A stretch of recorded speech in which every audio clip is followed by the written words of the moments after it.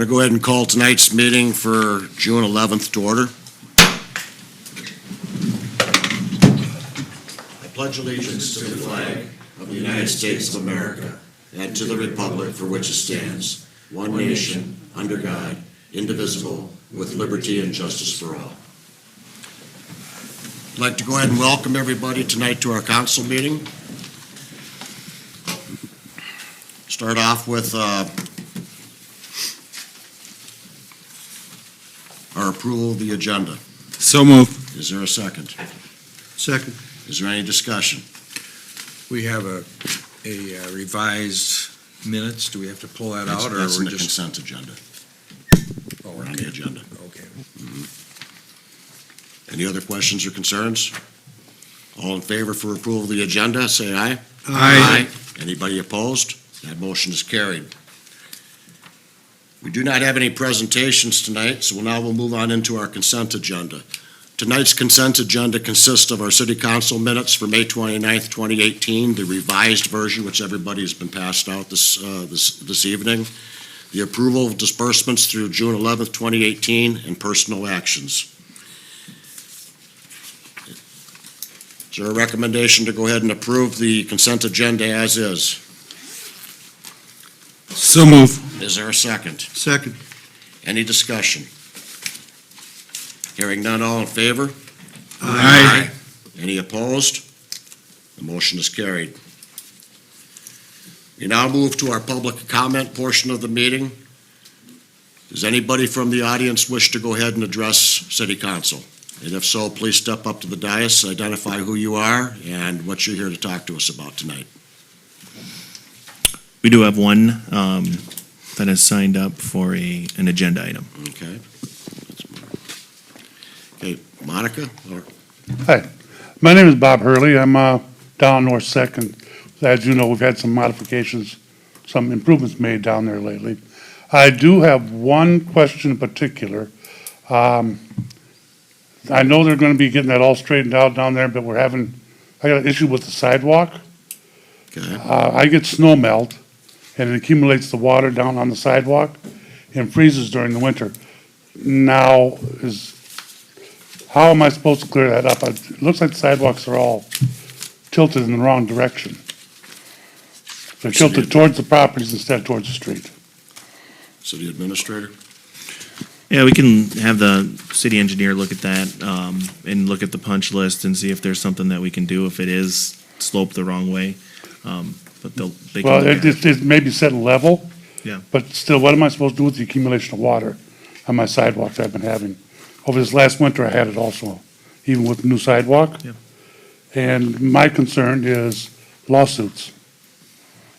Because if my sidewalk is gonna be iced, it's the whole distance of my property. Who's gonna be responsible for this?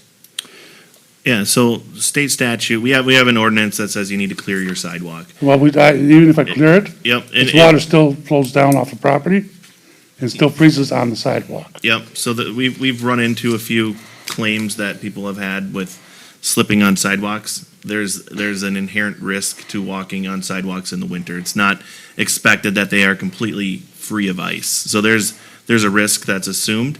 So you clear it, you clear the snow off, that's adequate. Okay, what about the ice problem? As long as you have the sidewalks cleared, you're fine. We'll still have ice problems, so. That's my Yeah. concern. Yeah, and there's a lot of sidewalks in town that do have ice. Well, with the new issues. sidewalks, I was hoping there'd be something done about that. Well, like I said, we can have the city engineer look at it and see if it's installed correctly. So there's some water, the water slopes off. Okay. So we'll look at it. We're going through the punch list right now, so. Yeah, I knew you were. Yep. But I just wanted to bring that up also. Yep. Okay, thank you. We appreciate that, Bob. The purpose of City Council, when people address anything associated with the public comment, we can't make a decision on that tonight, but we could certainly go ahead and listen to what somebody has to say and go ahead and take the necessary action and then inform you in regards to what the process is going to be moving forward. Okay, I wasn't looking for a resolution. I want to just let you know. And we have you The on record position. now. So, okay, thank Thank you. you, sir. Okay. Anybody else have anything to address City Council on? Okay. If not, I'll go ahead and entertain a motion to go ahead and close public comment. So move. Is there a second? Second. Any additional discussion? Hearing none, all in favor? Aye. Any opposed? The motion's carried. We now move into our public hearing. First one on the docket is 8 Alpha, public hearing for land purchases PIDs 21.520, .0900, 21-520.0100, and 21.520.0110. This is our second reading. Mayor Ag, this is also the public hearing for this item, so if there is somebody in the public that would like to speak on this, now would be the time to do it. So what we're looking for is to open the public hearing for this item, and then if there's nobody that comments, then close it, and then we can talk about it. So, Entertain a motion to go ahead and open up the public hearing for this land purchase, the 3 PIDs in question. So move. Is there a second? Second. Any questions or concerns? Hearing none, all in favor? Aye. Any opposed? Motion carried. Anybody from the public wish to address City Council regarding the 3 PIDs that are in question?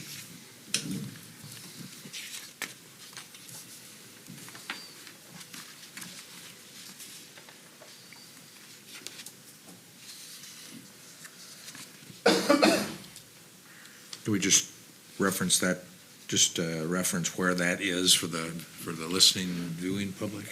Sure, I can go through this report and just give an update. Nothing has changed. I received no feedback from City Council on this, but basically these are 3 parcels that are owned by Ag Partners, a group in town here, and they are directly adjacent to the wastewater treatment plant. So we've worked with Ag Partners over the last few months to negotiate this, and they've had to go through some processes to clean up the sites, things like that. They've done a phase 1 environmental analysis, so we know that it previously housed fertilizer, so we know that the soil has been amended. Everything is in good order regarding the property. So there was some time that was necessary to let them complete that. MRVPUC, the Public Utilities Commission, has allocated $250,000 for this. So what this would be, all the property that the wastewater treatment plant resides on is deeded to the city of Sueur. This would be an extension of that. What we would do is go back to MRVPUC at some point in time and request reimbursement for that. It's just simpler in that manner because the deed has to be deeded to the city of Sueur.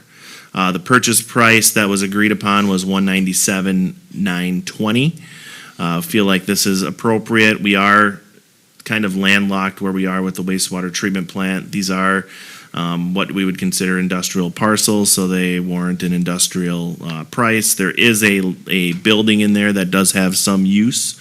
I know that some of the water operators have been talking about what they can do and how they can modify that building to actually be used. So there could be some storage. There is an office there, but the storage is what's most attractive. So as you can see on this image, the 3 parcels there, you can still see the building on the north end of the 0900 parcel.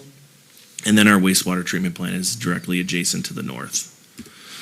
So this is the second reading. This is the public hearing. So what we would want is, if there is any comment from the public, now would be the time to bring that forward. We would then document it, close the public hearing through a motion, and then we could go through the process of the ordinance. And what is being proposed is that we waive the second reading of the proposed ordinance and direct staff to complete the purchase process on these properties. So with that, I'll entertain any questions you may have from council or the public. Anybody from the public wish to address our city administrator regarding the 3 parcels?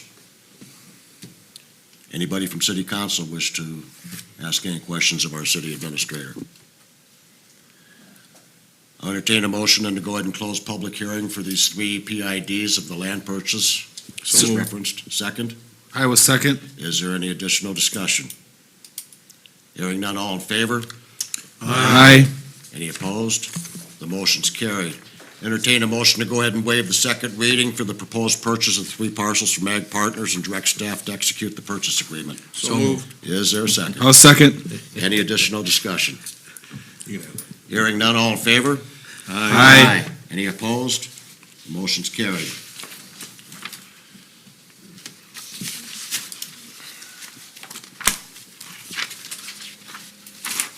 We now move on to 8 Bravo, which is the public hearing for Chapter 55 Stormwater Utility Amendment, the second reading. And this, too, is going to be a public hearing, so I entertain a motion to go ahead and open up for public hearing. So moved. Is there a second? Second. Any additional discussion? Hearing none, all in favor? Aye. Any opposed? Motion's carried. Public hearing is now open. Anybody from the community wish to have anything to ask regarding the stormwater utility amendment? And I'll let our city administrator go through and give you the details. Yeah, I can give you the details, and this is the exact same as the first reading, so there aren't any changes. So City Council directed the Personnel and Budget Committee to look at our stormwater ordinance that we recently adopted towards the end of 2017. There have been comments from some of the larger residential properties around town, and it was decided that something should be evaluated. So the Personnel and Budget Committee looked at basically 3 different options. One is to look at an impervious model that does an analysis that looks at each individual parcel, determines the square footage of impervious surface, and then have a rate per square foot or per 1,000 square feet or something of that nature. The second option was to modify the existing fee schedule, and the third was to leave it how it is. Through the discussion at the Personnel and Budget Committee, the impervious surface analysis was discussed in great detail. The initial costs and the ongoing annual costs deterred the group from recommending that to City Council. The do-nothing option was also looked at, and it was really talked about in a short manner. I think it was very evident that the Personnel and Budget Committee wanted to do something, and what they did is talked about modifying the existing fee determination schedule. So currently, in Chapter 55's current form, there's 6 tiers based on acreage, and then there's residential equivalency factors tied in with each one of those tiers. The current schedule also exempts all properties located within the FEMA floodplain. The proposed changes are essentially pretty simple. It's taking the last 2 tiers, combining them, and then reducing the residential equivalency factor to 0.25, so from 0.4 to 0.25, and then to also add these additional parcels that were in the floodplain and have them fall into the lowest tier possible. So if you can see this, the table determinations, we went through and added how many parcels are on each one, the ref codes, and the base rate, which was adopted during the fee adoption schedule at the end of 2017. So you'll see the first one, it's looking at what the monthly revenues and annual revenue projections are. And then the proposed, you'll see the reduced number of tiers, it's down to 5. You'll see that first tier, you'll see an increase of 83 parcels. So it goes from 1,400 to 1,483. That's due to the incorporation of the parcels that are located within the floodplain. Now our annual revenue projections are proposed to be roughly $16,000 less, but the Personnel and Budget and myself feel like that's appropriate, and we can work with that. Little history: this is the first year we've had this, so it's good to have something coming in for stormwater related projects. So what we're looking for is to discuss this, obviously, and then waive the second reading of the proposed amendment to Chapter 55, and direct staff to execute the proposed amendment, taking effect 7 days after this meeting.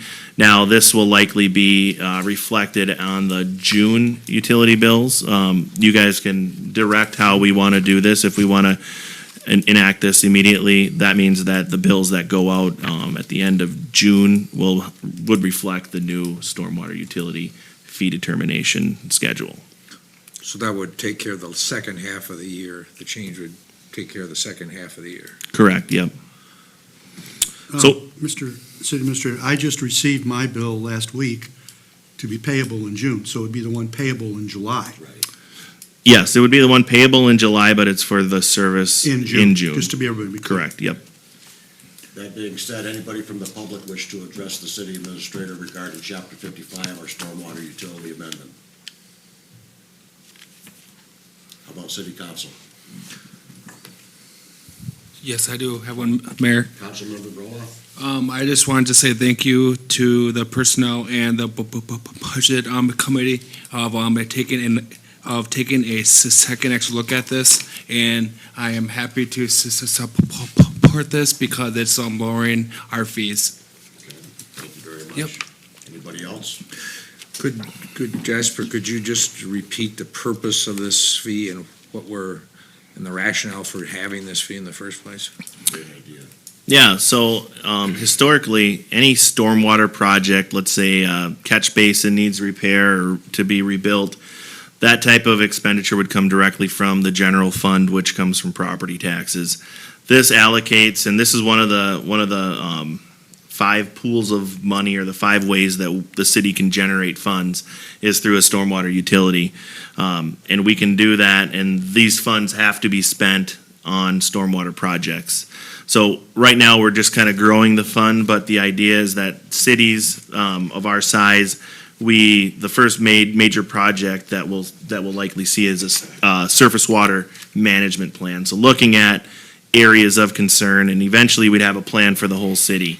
Now, this is a fairly timely conversation because we've just received a lot of rain, and coming in this morning, I had a bunch of phone calls about corn stalks and things like that have accumulated on city roads. Now, those are things that can be addressed. There's certain areas of town that I know about that, we need to do something. It's just we've never had any funding for it, and we've never been able to have that conversation or justify a 6% levy increase to do a stormwater pond project or something of that nature.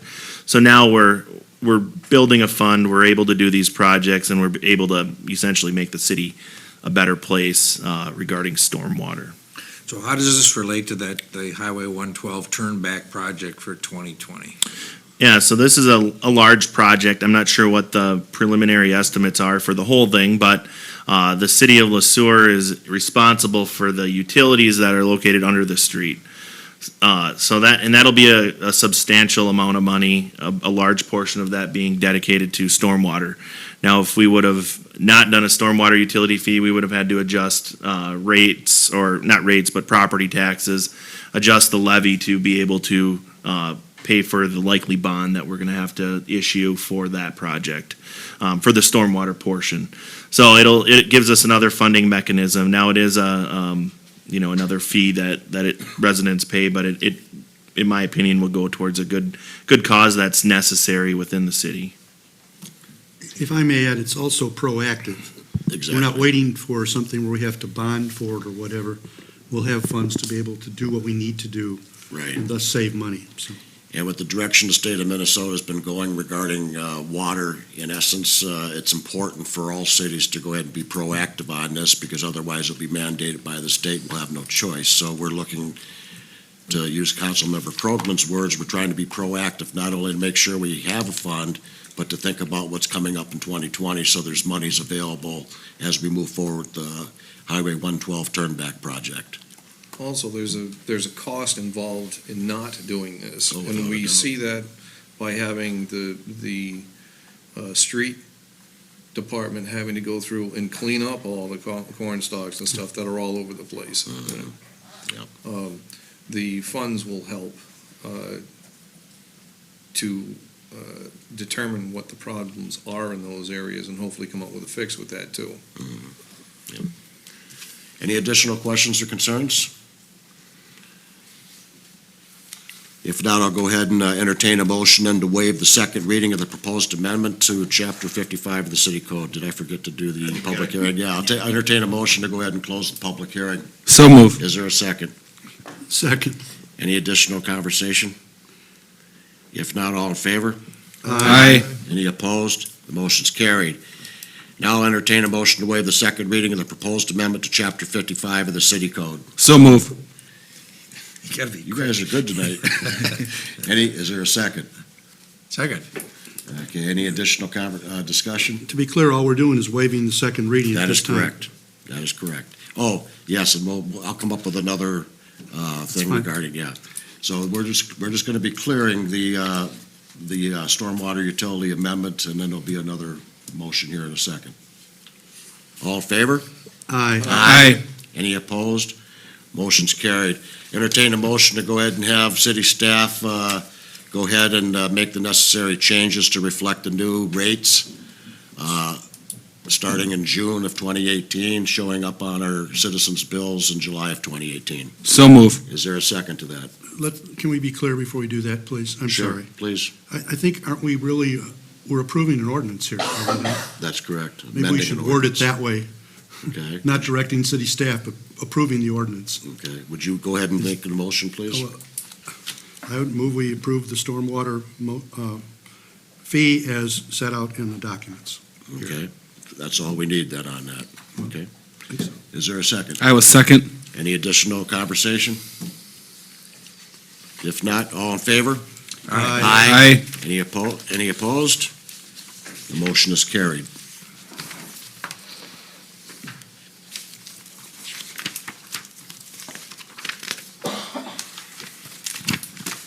We now move on to 8 Charlie, which is our public hearing for Chapter 150 of the International Property Maintenance Code update, the second reading. And this too is a public hearing, so entertain a motion to go ahead and open it up for public hearing. So move. Is there a second? I'll second. Any discussion? All in favor? Aye. Any opposed? Motion's carried. We open up the International Property Maintenance Code update to our city administrator. Mayor Hague, members of the city council, we currently have a section in our code in section, or chapter 150, designating the International Property Maintenance Code. What we are doing is essentially making this, we're cleaning it up a little bit. The way our current code is written, we'll have difficulty in enforcing it or having the authority to enforce it due to some parameters that needed to be included. So what we've done, or what our building official has done, is come up with basically using a template from other cities, what we should populate these things in. So this executive summary talks about what's included in the ordinance. So I'll just go through these quickly. So the fees associated with the International Building Code will be updated via the governmental fee schedule, which is adopted annually at the end of the year typically. So there will be a fine amount associated with a stop work issue. So if there's a stop work order issued and somebody continues to work, we have a fine range between $150 and $500. Grass height is set at not to exceed 8 inches in height. So anything 8 inches or higher, you could potentially get a letter in the mail saying you have 7 days to cut your grass to the acceptable height. So screens, we talked a little bit about this at the last meeting, but they are required to be on all windows from April 15th to October 15th. So that's essentially, April to October. That's essentially to allow for proper ventilation. Now, if you have a house and you have other means of ventilation, that's fine. But this is essentially to add a protection to some rental properties. If there's an owner and they don't have proper ventilation and there's tenants in there, they need to have proper ventilation in that. This helps us police that. This is also talking about dwelling heat is required to work between October 15th and April 15th, and it must be able to maintain a temperature of at least 68 degrees. And then this also has some information or a clause in there about workspace heat, and that's required the same time, October 15th through April 15th, and it must be able to maintain a temperature of at least 65 degrees. So that's essentially what you'll see in your packet in the draft ordinance. What we're looking for, again, is we're holding a public hearing right now. If there's any comments, we can hear them at this time, but looking to waive the second reading of this proposed amendment to Chapter 150, and then approve the ordinance, direct staff to execute the proposed amendment, taking effect 7 days after this meeting. So with that, I'll entertain any questions anybody may have. Any questions from our residents that are here gathered tonight for our city administrator regarding the International Property Maintenance Code update? Comments? How about from our city administrator? Or, I'm sorry, how about from our city council members? I have one question. Okay. How will property owners become aware of this change in this maintenance code? So we published it, obviously, in the paper, so it's in there. Not everybody reads the public hearing notices, I know that. So the way that we handle these types of things is they're all complaint-based. So if somebody has a complaint, we use that as a chance to educate any individual that may be violating this code. We're not out there to just immediately go after them.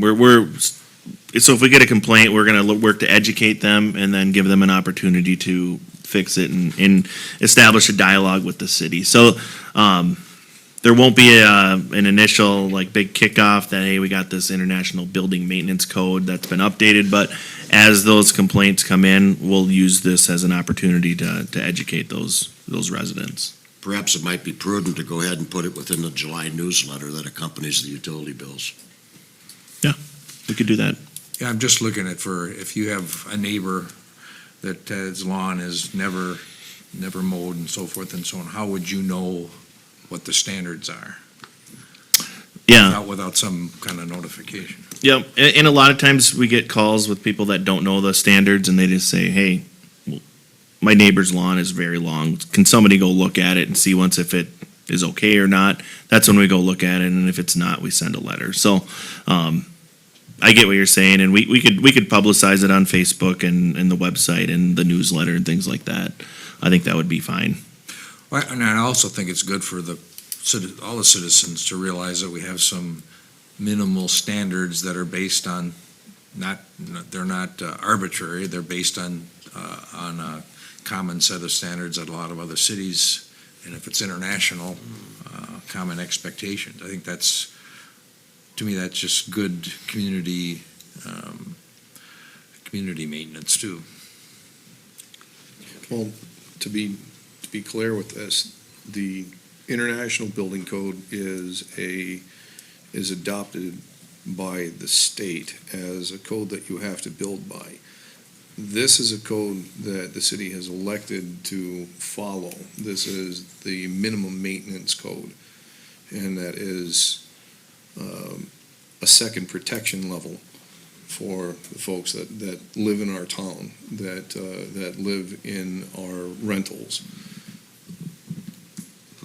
To make it clear that this is something that we've elected, and it was chosen by the city to follow the previous code version of this, Which was 15 years ago or something. That was the like Universal Building Code? That's right. Well, no, it was still the International Property Maintenance Code, but it was the older version. All we're doing is upgrading with that and making light to folks that this is,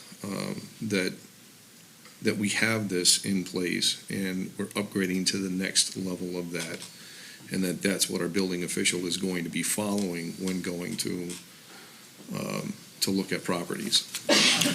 And I think the general communication is that we care about the living conditions and standards in our community, and it's good for everybody to know that.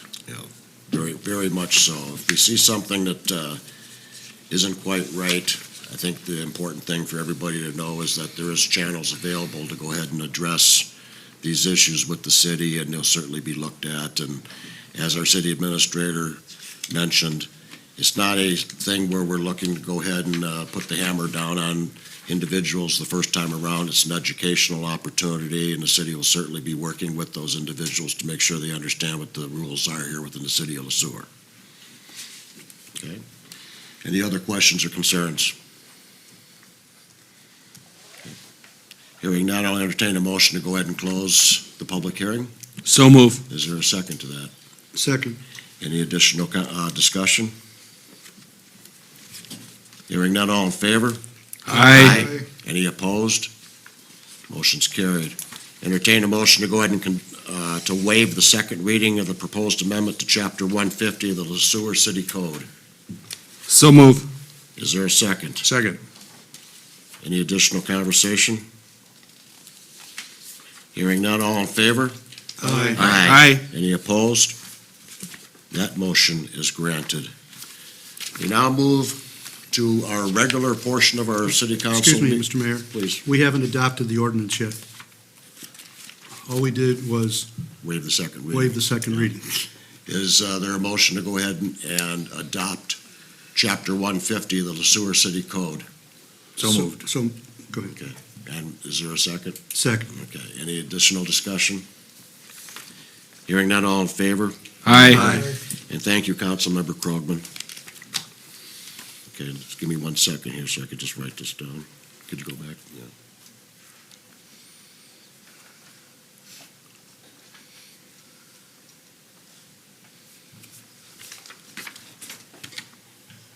Okay. We now move on to 9 Alpha, a regular portion of our city council meeting. This is the donation acceptance for the James Family Memorial Bench.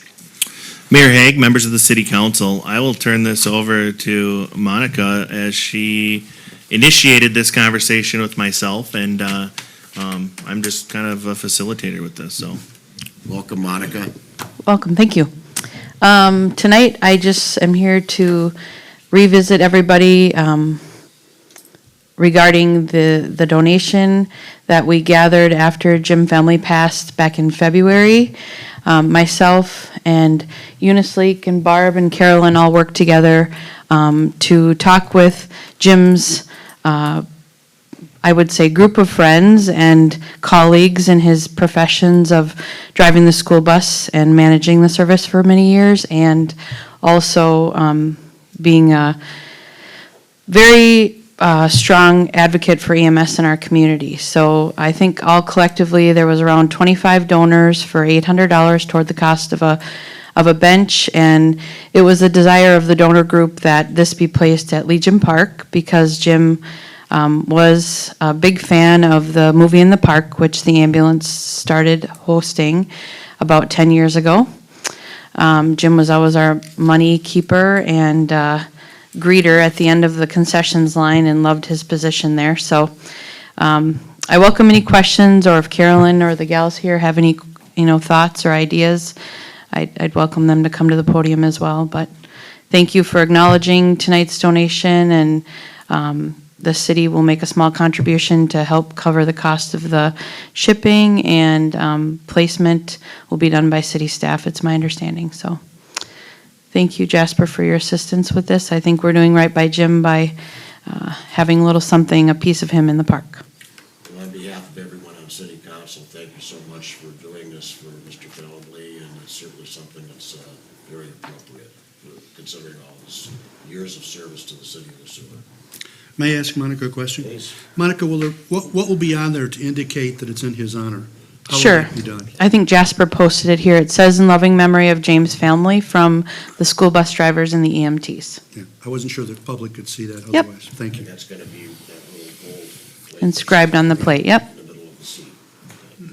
Any additional questions for Monica? I want to thank you for coordinating this and make sure that we have, if we need more donations or we have enough money to, is this going to be mounted on a cement slab? And do we know where? The donor group just preferred in Legion Park somewhere, so my conversation with Jasper just said, it's entirely up to city staff where they feel it's most appropriately used in the park. And yes, I think on a cement slab. Sorry. It might be neat to have it a place where kids can sit on it, because Jim is certainly involved in interacting with a lot of kids over the years. Yes. I think for the benefit of our reporter, Ben Varniak, it might be a good idea to make sure you give him all your names, so that perhaps there might be something put in the paper regarding this. I can certainly do that. I'm going to exit now, Ben, though. I'll email you if you want the donor names and stuff. Okay. So, Anything else? Thank you. Thank you, Monica. Thank you. Thank you.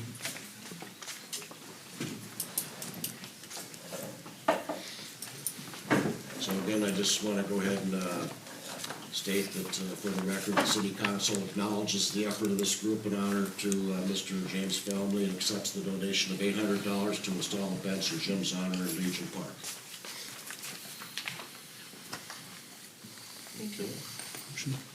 Mr. Mayor, I think we probably need a motion for that. That's so move. Okay, is there a second? I was second. Any additional discussion? Hearing none, all in favor? Aye. Any opposed? I didn't really think we were gonna turn down donations, so I didn't think about making that motion. Understood. I understand what you're saying, okay. Let's go to 9 Bravo now, the 2017 financial audit. Mayor Hague, members of the city council, we have our auditors. Matt is here and Zach is also here. You know Zach. And we're just going to go through the documents. The communication letter was included in the packet. There was a link to the financial statements. There are hard copies. Matt might reference both of those as he's presenting. So with that, I'll turn it over. And Matt, if you want, just give me a nod and I'll advance the You got slide. it for me? Great. Yeah. All right, thanks, Jasper. Welcome, Mr. Mayor? Matt. Nice to see you. Mr. Mayor, nice to see you. Members of the council, thanks for the invitation to present tonight. Jasper set it up well. The PowerPoint is going to have most of the key points here, and I know if you have questions on specific items in the materials, please jump in along the presentation here if you think it's the appropriate place to bring it up. We can get a dialogue going, or if you'd like, save your questions to the end, and we can discuss them all there. Would you do us one favor? Yeah. If, when you're referring to either of the manuals, if you could refer to them as the slimmer version or the. I will thicker do version. that. I will do that. Thank you. Hopefully, we won't need to unless you have questions about things, because I think most of the information is going to be on the PowerPoint for your benefit and the member of the audience and the chambers and at home as well. Our role as auditors is to come in at the end of each fiscal year and test, examine, and give an opinion on the financial statements of the city. Zach and his team did a great job putting the numbers together. They are contracted by you to do that task, and we are independent of the city, and by being independent, we're able to do that independent work and provide that objective opinion. We do that through an independent auditor's report, which is in the front of the financial statements, and that's an unmodified or a clean opinion, which is the best we can give you, and that means that the numbers we're looking at tonight are a true and accurate picture of the city's financial position at the end of the 2017 fiscal year. We also look at internal control, and we also are required to do some compliance testing as part of our audit. We had a couple of findings related to internal control. We made a couple corrections to the books, and anytime we do that, we need to make you aware that we did that. And then also, we have what we call a perennial finding regarding segregation of accounting duties. In a small office environment, we don't get as much segregation, as many checks and balances as we like to typically do in an ideal accounting environment. Typically, we like to get 4 touches on everything that happens here at City Hall, and that might be realistic for 1 or 2 cycles, but we have cash receipts, we have utility billing, we have payroll, we have accounts payable, and when you try and get 4 different touches on each of those, you run out of personnel pretty quickly. So the city's done a nice job in putting together what we call mitigating controls. These are spot checks along the way that kind of accomplish the same thing with fewer people. It's not an ideal environment, but from a cost-benefit situation, we believe that you know, even if you hired somebody more, the risk that's out there is not at a high enough value where you would basically be saving anything with the cost of that salary. So we understand as a city, you've kind of reached that balance, that equilibrium, but at the same time, we're going to remind you every year that it's not an ideal environment. You continue to make that conscious decision rather than just assuming that that's the way things are going to be going forward. The Office of the State Auditor also requests us to do some compliance testing. This is all the state statutes that apply to municipalities here in Minnesota. We had 2 items that we want to bring to your attention, one regarding public purpose. We just want to make sure that when there are meals or other activities that are kind of in that borderline area, that the documentation is sound and solid and that we're justifying it as a public purpose, not questioning anything that happened during the year here, just not seeing adequate documentation to prove that it truly was a public purpose in all instances. And then on the TIF side of things, this was again kind of a housekeeping situation, but after a TIF has been going on for 4 or 5 years, the state statutes require that you check back with the county auditor to make sure that things are on track and that the projects that were intended are on track. And one of those projects passed the 4-year mark during 2017, and we didn't see any communication yet. So that's something just to be conscious and aware of as you enter those TIF agreements. But overall, a very clean audit. Again, our thanks to Zach, the team here at the City Hall. Very helpful. They have the same goal as we do, to make sure that you've got accurate numbers to make your decisions with at the end of the year, and that's very apparent to us as your auditors. So, with that, let's talk about some of the numbers. I'm going to look at the general fund with you tonight, and I'm going to look at each of your enterprise funds. And we're going to look at each of them a little bit different. The general fund we're going to look at in the context of the budget. When we do the budget at the end of each year, basically you as council members are saying, here's what we want to accomplish operationally, and here's how we want to run the city for the next year. And we figure out how much that's going to cost. Then you figure out how you're going to pay for it with a combination of levies, state aids, and other revenue streams that you have. And a combination of that budget, that levy, and your fund balance policy dictates whether it was a successful year or not at the end of the year for your general fund. So to remind you, for 2017, you had a balanced budget in your general fund. You had $2.1 million of revenue projected, you had spending authorizations of $2.6 million, and you had transfers from other funds of about $540,000. $500,000 of that was your franchise fee from the electricity fund, and another $40,000 was from other various funds for small amounts for administrative services provided by the general fund to those funds. So as council members, you would anticipate, if the budget was executed exactly the way you wanted it to, that our financial health in the general fund at the end of the year would be exactly the same as it was at the beginning of the year. Fund balance would have been exactly the same. Let's look at the next slide and we'll see how things actually went. Revenue for the year is actually quite a bit better than anticipated. It was about $2.3 million. It's about $231,000 better than anticipated. Part of that has to do with charges for services, and I'm going to get into that in a little bit, so just put a pin in that. And we'll talk about some of the other activities that are going into your general fund that are kind of on the side of the budget. I want to get to game plan with you tonight on how we want to address those moving forward. And the other good news is that there was some delinquent taxes that have built up over the years, and we don't recognize this as revenue until they actually are paid. And what happened during the year, a lot of those delinquencies got resolved. So your property taxes were a lot better than anticipated during the year, about $50,000 or $60,000 better actually, as a result of people catching up on their delinquent tax bills. On the spending side, we were about $136,000 over budget, and almost all of that was these special projects that I want to talk about with you outside of your general fund budgeted amounts. But in the end, because property taxes were better and a few other of the revenue streams were actually better, and spending was pretty much outside of those issues that we're going to talk about, right on track with what you authorized, your fund balance actually increased this year about $88,000 overall. So rather than staying the same, you actually improved your financial position, your financial health in the fund by $88,000. Let's take a look at the next slide. And this gives you a 5-year history of the general fund. And I just want to walk through a couple of the pieces here with you, because if we look at just the raw numbers, it can be a little bit deceiving. There's somewhat of a backstory to this that we need to acknowledge. And what I want to show you here is this is the last 5 years of the general fund. The gray bar is the one I want you to key on, and that's your fund balance, and that's your financial health in the fund, and that's your scorecard of how healthy you are as a city. Basically, fund balance is what's left over at the end of the year. It's your assets less your liabilities.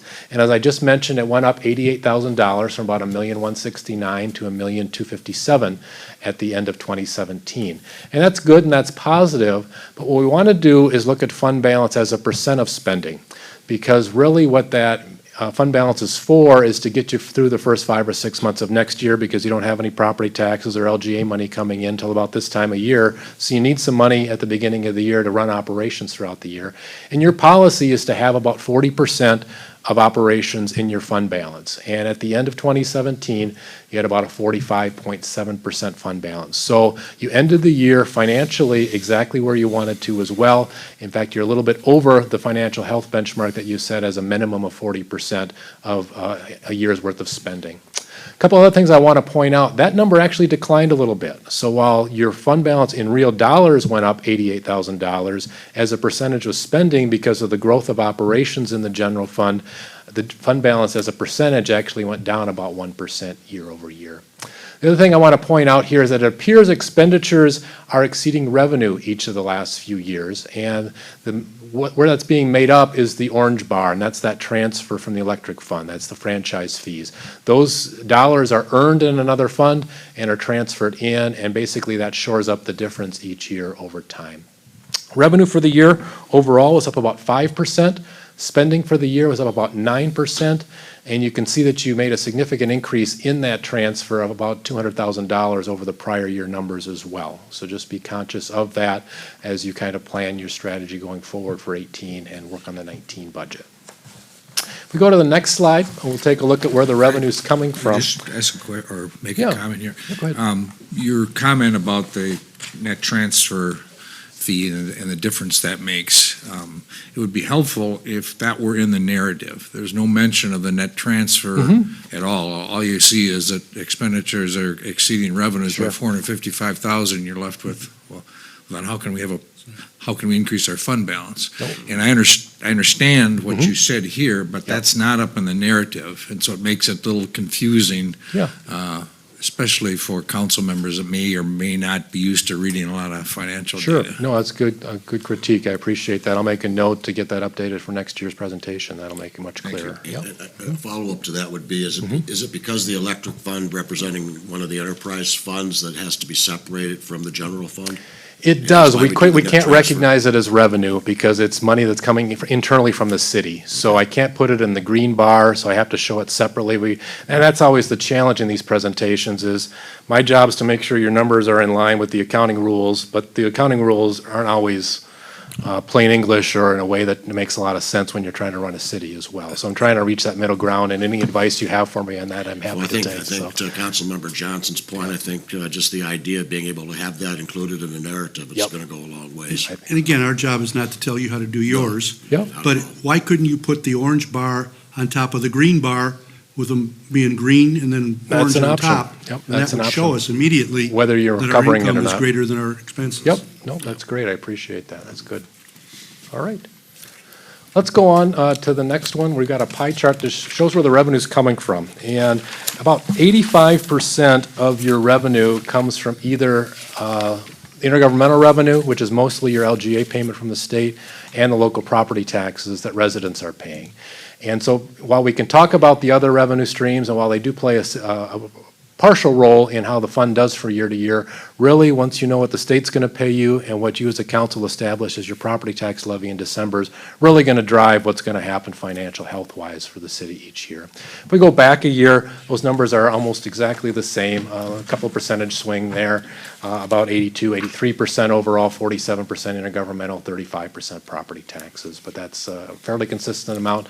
And again, that intergovernmental number, there's pluses and negatives to that. It certainly is nice that you're getting that relief for local property taxpayers from the state, but at the same time, you're also relying on that, and you need to be very careful on what's going on at the legislature year to year regarding that LGA and knowing where you stand, because any changes to that, you're going to feel that significantly with that being almost 50% of your general fund revenue stream. So, okay. Let's look at the revenues in the general fund next. And we talked about the variances that occurred. The property taxes, you can see the blue bar is exceeding the green bar. Actual is better than budget, and that's again because of the delinquent property taxes that were collected during the year. And then on the intergovernmental side, you received a small cities assistance grant during the year that wasn't in the initial budget, so your intergovernmental revenue is a little bit better, about $30,000 better than the budget. So those are the two main revenue variances for the year. Nothing really significant there. Charges for services I'm going to talk about in a little bit as we talk about expenditures.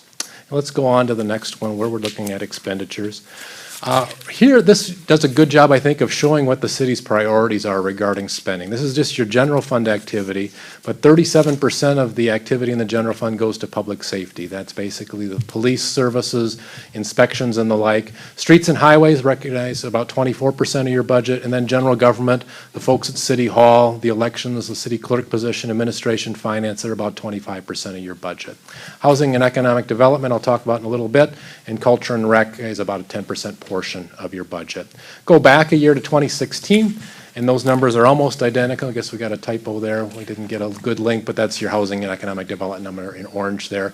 What I like to see about this, and I think I mentioned this last year, is when those numbers are consistent by section, I like to see that as an auditor because that means to me as a council, your priorities are similar each year. You're telling administration, here's where our priorities are, here's how much we want to spend in each of these areas, and then when you hand that off to administration, they're executing that on your behalf. So if I see those percentages very similar each year, I know that I got a very well-structured, consistent spending plan here at the city, and you run the city consistently each year. That's a great positive to see.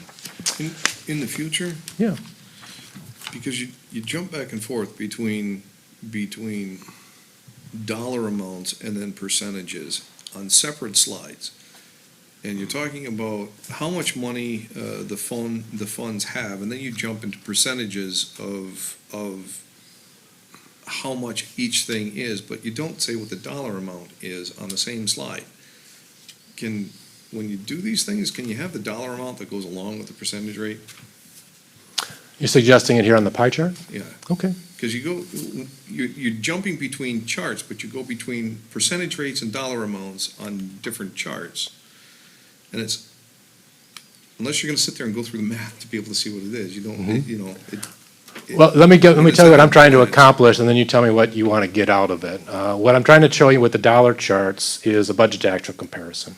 And I want to tell you, you put a plan together, you were going to spend these many dollars in these areas, and here's where you were over or under from a dollar perspective. And that's, I think, important from a compliance standpoint, so you as council members know that administration did their job to stay within the parameters you established. We can do that on a dollar standpoint, and that's the measurement tool for that.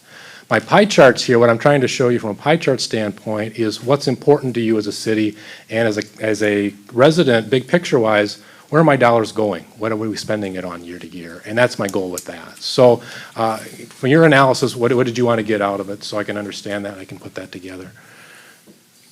You want both the dollar amounts as well as the Dollar and a percentages. percentage amount, right? Okay. All right, make a note of that. Councilmember Johnson. You alluded to the housing and economic development, you were gonna Yep. talk about that. I just wanted to, my question on that was that the percent went down from 4.8 to 3.1, and yet in 2017, we hired an economic development director. So can you clarify what's in that housing and economic development, and why would it go down from 16 to 7? Yeah, I'm going to defer to Zach on that. Hopefully, he's got a good answer for you on that. But let me go to this point here. Let's go to the budget to actual for the expenditures, and I want to talk about this, and that's going to get that issue out of the way with us, and then we'll go forward from there. When you put your budget together at the beginning of each year, you're looking at those departments: public safety, public works, streets, park and rec, and those are the areas that you're covering with that budget. When we took over as auditors a couple of years ago, there were a couple other activities that were kind of off the books, and they really couldn't be. And we had to put them into your books in a way that met up with the accounting rules again. And those two activities are the youth outreach, is that the right term? Opportunity activity, healthy communities is another way of calling it that. And the other is the HRA. And in each of those instances, the reason we needed to roll it into the city's books is because the people that are working for those separate legal entities are employed as employees of the city. They get their W-2 from the city of Sueur, and as a result of that, they need to be shown as expenditures of the city of Sueur. So to be clear, Matt, we're not talking about EDA here per se, No. and we're talking specifically about HRA. Exactly. And the EDA, to answer Councilmember Johnson's question, the EDA is actually a separate unit altogether. This is the general fund of the city. The EDA is a separate fund, a separate activity altogether. So all I'm talking about here is the general fund. And that, again, is the complexity of this. And what I'm trying to do with Zach each year is to simplify things and kind of hone things down and get things in a place where you can kind of get your arms around it, because there's a lot going on, a lot of separate legal entities running through the city here, and we're trying to make it as easy as possible to evaluate and also to manage, I think, going forward. And to tonight's project, I guess, that I'd like to bring up is this youth outreach, outlook, I forget. Opportunities, thank you. I got the O word. But the youth opportunities, that is a separate activity that's happening here. You employ, as employees, the people that work for that, and also the same situation with the HRA. And so those two activities are not in the budget that is going to be presented to you in December that you're going to put your levy and your LDA dollars against, because those two entities, even though they are separate of the city but you got city employees working for them, they're basically paying you on a flow-through basis to take care of that issue for you. So it's an in and it's an out, but it shows on these numbers as over budget on both the spending and on the revenue side, because we need to have those on the books. So when we look back at the revenue, charges for services over budget, because we count the dollars that the HRA in this other program pay you to make their payroll for them as charges for services, and general government is where the youth program is, and the economic development, housing and economic development is only, and all that is the payments that you're making on behalf of the HRA. So the question, the problem that we have here is they're separate legal entities, and I understand the challenges of payroll and providing health insurance and a lot of the other issues for these folks. But again, we're using city employees to run these separate legal entities, and it causes some level of confusion and some challenge when we're looking at the numbers year to year. I can see it from the questions I'm getting that that's happening, and I know it's long-standing precedent, but we're trying the best we can to reflect what's actually happening in the financial statements. Again, making sure we're in line with the accounting rules on this. But at the same time, trying to figure out a way operationally that's going to work for you moving forward. I don't know if Zach or Jasper has any additional thoughts on that, but that's been a challenge for us in getting you some transparent, meaningful numbers in the general fund the last couple of years. So I've got two questions. One is related to that HRA, YA, youth opportunities. Just to clarify what you just said, so if I look at the chart there, the actual 84,246, is that what you're talking about? That's what we actually spent, it has to be in the books, but there was nothing budgeted, but there were, at the beginning of the year, we didn't budget anything for it. Right. So in the future, there will be something budgeted for that next year? The reason why we do not budget for that, and have not in the past, is because they are not our employees. We do not know how many hours they're going to work, and we don't know what health insurance they're going to choose. So since we are just a contracted service that we pay for their payroll up front, we then send them an invoice on a monthly basis, and they pay us back on a monthly basis and an invoice. They use our EIN number, and they use our health insurance to get a better rate, and to use our payroll services, instead of having their own payroll services and their own health insurance. If we did not do their payroll services, they would have to do their own separate entity, and we would not have them on the books at all. That $84,000 would be gone. So we have an $84,000 expense in the housing and economic development line. We also have an $84,000 revenue, which is you're seeing on that chart is for services line item. That was over budget a couple slides back. So the actual on this chart is not gonna, we're not gonna have anything there. We will I not mean, have any the budget. We won't have any budget. We never have. We have had this going on since I've started here in 2016, excuse me, for 2015 too, and that's previous to me, so that's been going on for quite a while. We used to have also the youth opportunities, which we've just wrapped up services with this year, and then we had one more, I cannot remember the name of it, that we used to do services for as well. Okay, the second question is, you said that EDA is not included in this housing economic development. Well, where's EDA budget then? Where's the EDA in this document? Yeah, I can take that one. Pull out the larger of the documents, the thicker one, the financial statements. That's not a general government, or I should say, a general fund activity. It's a completely separate activity, that's a completely separate entity from the city of Sueur. So we have to Present it report separately. those on a component unit basis, and that is why it's not included in this general fund.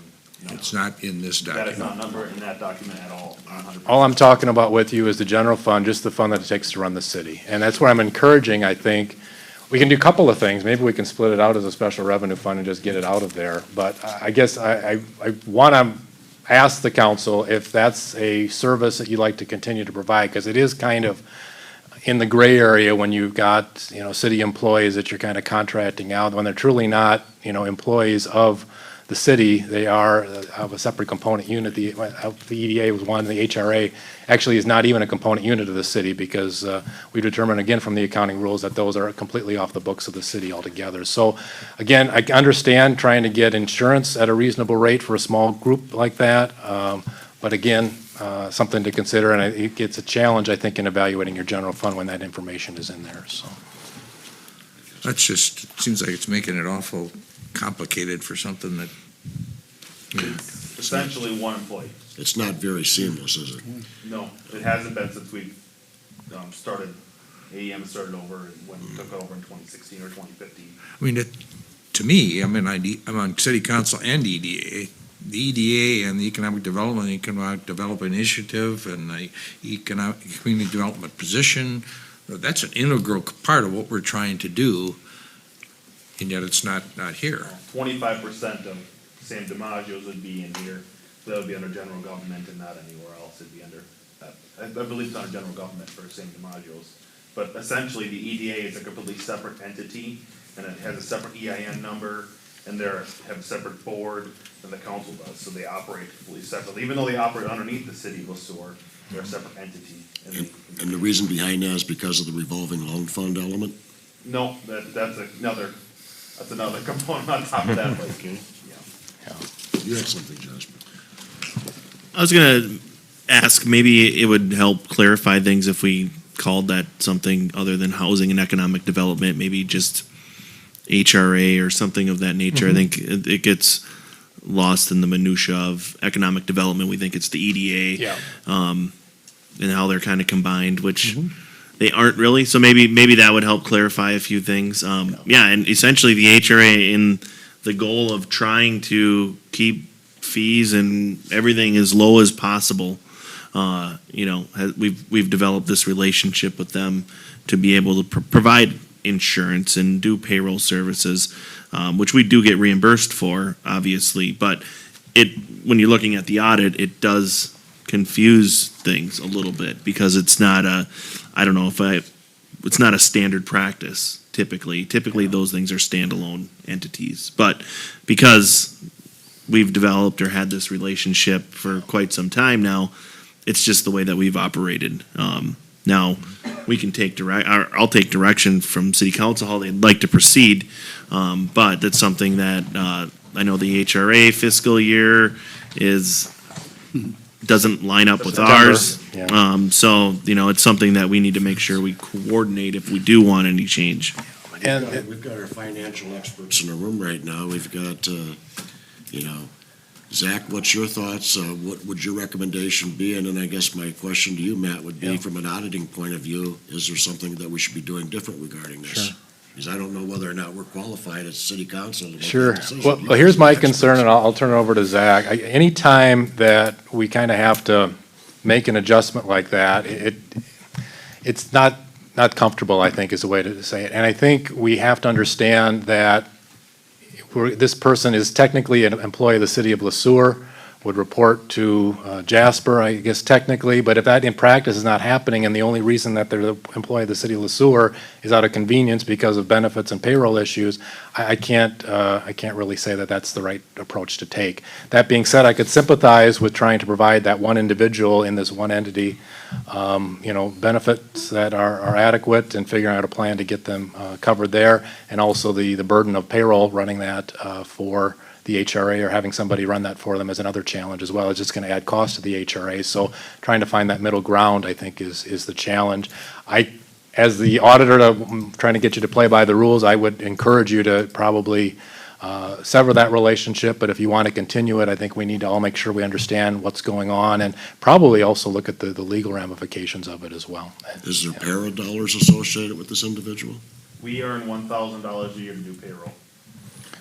Or para, you said. Para. Para. They are pension. They are part of the city city's pension liability So as well. from a legal point of view, they could qualify to stay as a city employee, is what you're saying? They could. What we're doing right now is basically the HRA has contracted with the city to take one of their employees on a full-time basis to run the HRA. And if you're okay with that, that's an approach, but I think from an administrative, HR, personnel, legal standpoint, you want to make sure that that person at the HRA is reporting to the city just like any other department head would be. And I don't know if that's necessarily happening, so. If I may, it strikes me this would be a perfect example of something that should be referred to personnel and budget for consideration, coming back to the council with information. I concur. I think that's a great suggestion. I think that the other entity that you were talking about was the Cable Commission. There you go. Yep, there it is. And CATV. And there was an issue that even revolved around that because the individual that was being paid was very much under the understanding, or they thought that they were a city employee, and they weren't. And this is where it's not a good business practice. This,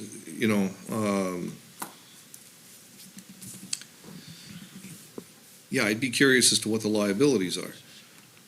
When you're paying an employee from a city fund and you're saying that that person is not an employee, I could see liability in there.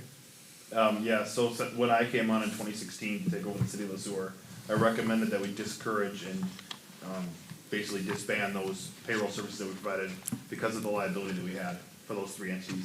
We've since done 2 of the 3, but the one that remains is the HRA in question here. Mostly because that HRA is still running. I know that in the past, from what I was passed down with information, was that it's always been that way, just leave it that way, that's how it's always been. But not, in my eyes, it's not necessarily the best practice for us as a city.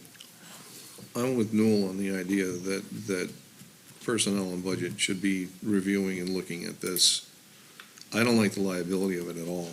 Yeah, I think we'll certainly have to do that, and we'll certainly have you involved as well, Zach, to make sure that we have the correct path to go on, if I can use that word, correct, so that it removes any liability from the city of Sueur.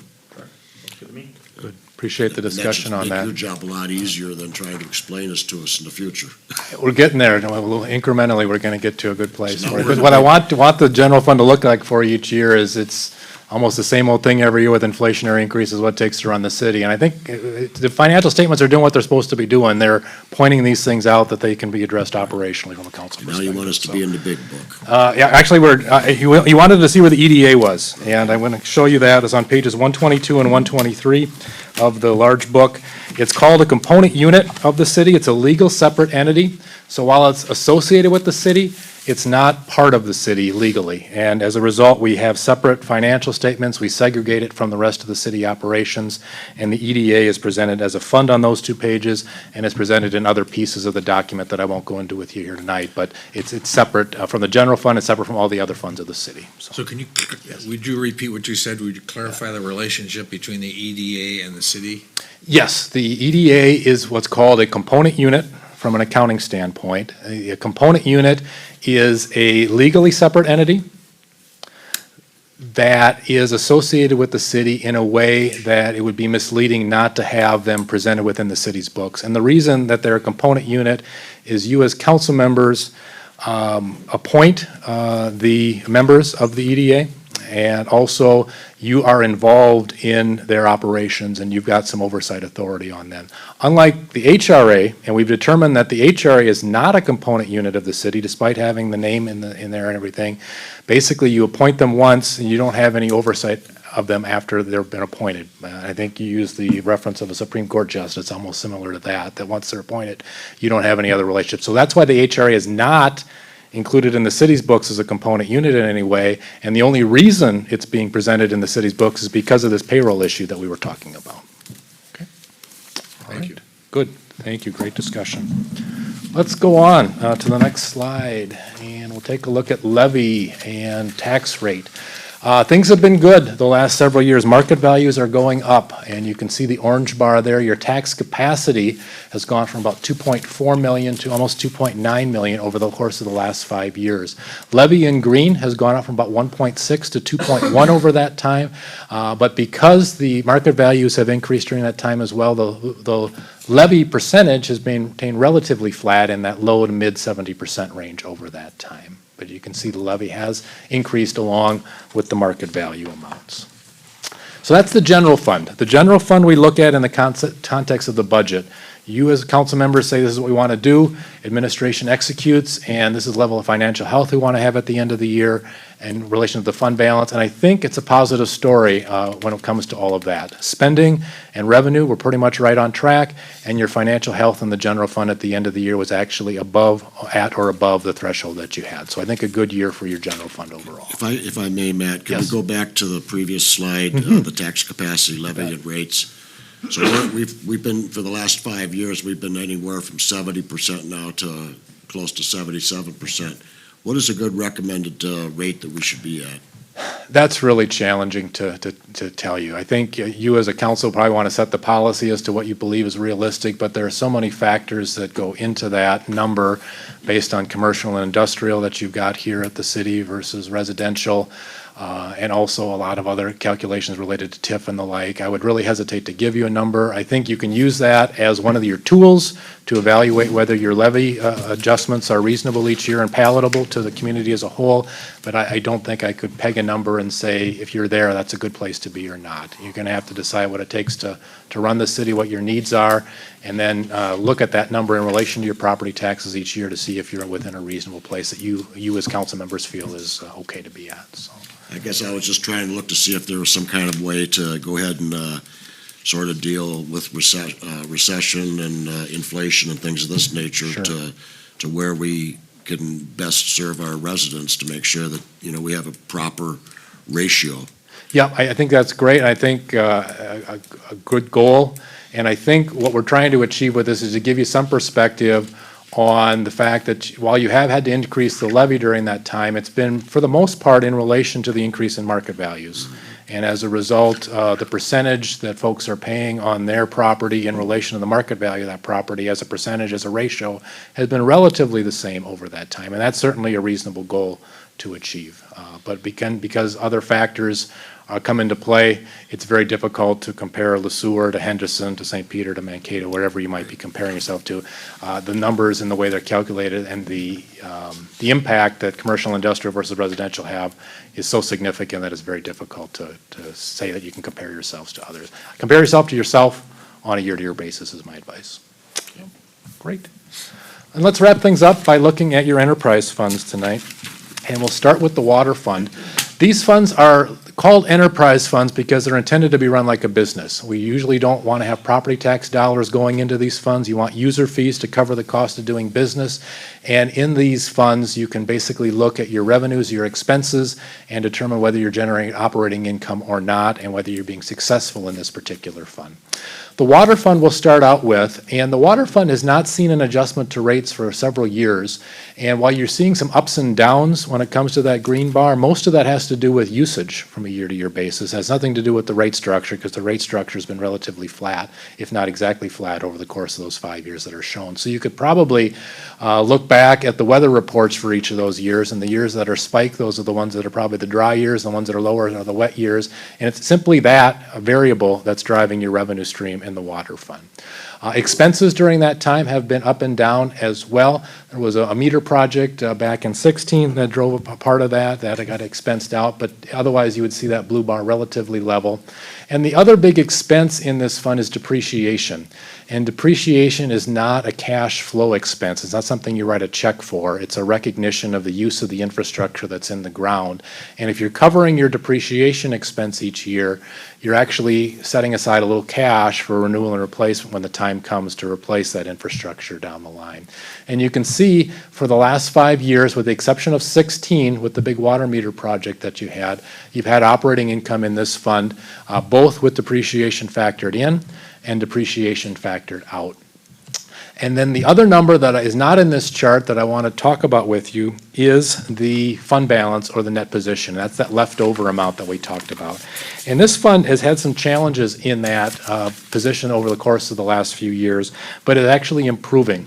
You had a very small liquid fund balance at the beginning of the year of only about $55,000 in this fund, and that number grew to $304,000 in 2017 with this year's operation. So that was a good move for you. But if you take a look at operating expenses in this fund at $874,000, $300,000 doesn't go a long way. It's only a few months worth of expenses in this fund. And also, typically what we see is that the dollars in this fund are used for that renewal and replacement, that's capital replacement down the way. And we know that $300,000 is not going to do anything for you when it comes to a major capital project that you might have in your utility fund. So this is one fund that I encourage you to look at come budget time with Jasper and Zach, and really look at the goals that you have for it when it comes to capital needs of this fund, and then also establish an operating level that you're comfortable with from a fund balance standpoint. And something, again, in that 50%, 40% range like you use for the general fund, in my opinion, would be reasonable. And right now, we're hovering around that if we factor out the depreciation. But again, no real cushion for emergency capital or future capital that might even be planned in this particular 40 fund. to 50% of expenditures, or 40 to 50% of what? Of expenses, yep, in that fund. You can decide whether you include depreciation or not. And that'll help you cash flow that particular fund, and that'll cover the salaries, the repairs and maintenance, the supplies you need to run the fund. But then a separate conversation is the capital, and where you're going with capital. Is those dollars going to come from someplace else, or are you expecting the users of this fund to help chip in on capital for the future if you have needs there? So, Because we've done such a good job now and obviously have efforts in place to even do better this year with our amount of water that's being pumped, as opposed to that being measured yes. and charged to the consumer, Does that explain why we went from 55 to 304K? Is that? I think that's a positive. I think it's a big part of it, because when we took over as your auditors 3 years ago, you were only billing 82% of what you were pumping here, and we got it up to 86% this year. The benchmark out there is 90, so if you can continue to find the issues that are preventing you from getting to 90, that's going to just add revenue to the top line for you and certainly help that performance as well. So, I think in 2016, we were at 75, if I remember. I was gonna say, I Going thought back? it was in the 70s. Okay, was it? Okay, gotcha. All right. Let's go to the sewer fund. And unlike the water fund, you have had to make adjustments to the rate structure in the sewer fund. And you can see the green bar has gone up each of the last several years as we adjust those rates. Now, on the surface, and again, this is where I'll take advice from you on how we can present this to make sure you're getting the information that you need on this one. On the surface, this fund looks like it's at least breaking even or doing okay, in that we are posting operating income each of the last 4 years, both the gray bar with depreciation factored in and the orange bar with depreciation factored out are posting some pretty good numbers, and especially with that depreciation factored out, you're seeing operating income this year about $960,000. That's simply taking your revenues less your expenses in this particular fund. What's difficult to show in this chart, however, is that you have a significant amount of bonded debt in this fund, and that's the reason for the rate structure change that you made. And that number, it isn't picked up as an expense. Basically, you're just retiring principal, so it's not an expense of the fund. But that number was $1.2 million this year. So while after depreciation's factored out, you did cash flow positively $960,000 from operations, immediately you turned around and made bond payments of $120,000, and actually this fund was negative for the year then by about that $300,000 or $400,000 amount. And this 1.2 million, not 120,000, 1.2 million. Yeah, exactly. And so this fund began the year in deficit about $600,000 from a liquid financial position standpoint. And because of that debt service obligation that you had and because of where you landed operations-wise, you actually fell back a little further down to a $958,000 deficit in this fund. So I can understand from a resident perspective, from your perspective, that these rates, that's a pretty significant change in rates over the course of the last few years here. But because of the debt service needs and the capital needs that this fund has had, they're still not quite where they need to be to even break even, if we will, and not go further down from an equity standpoint.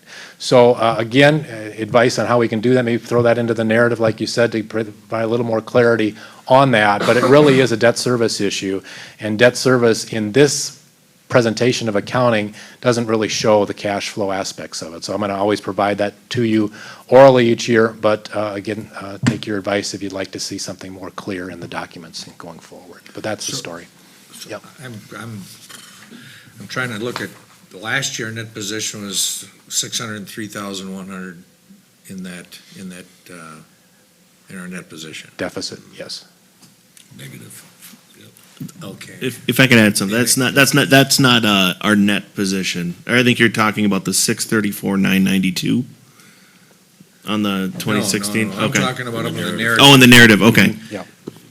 What Matt was just talking about. I'm trying to get a handle on it. What did we do last year in 2016 then to keep our net, why was our net position in better shape or less of a negative last year than this year?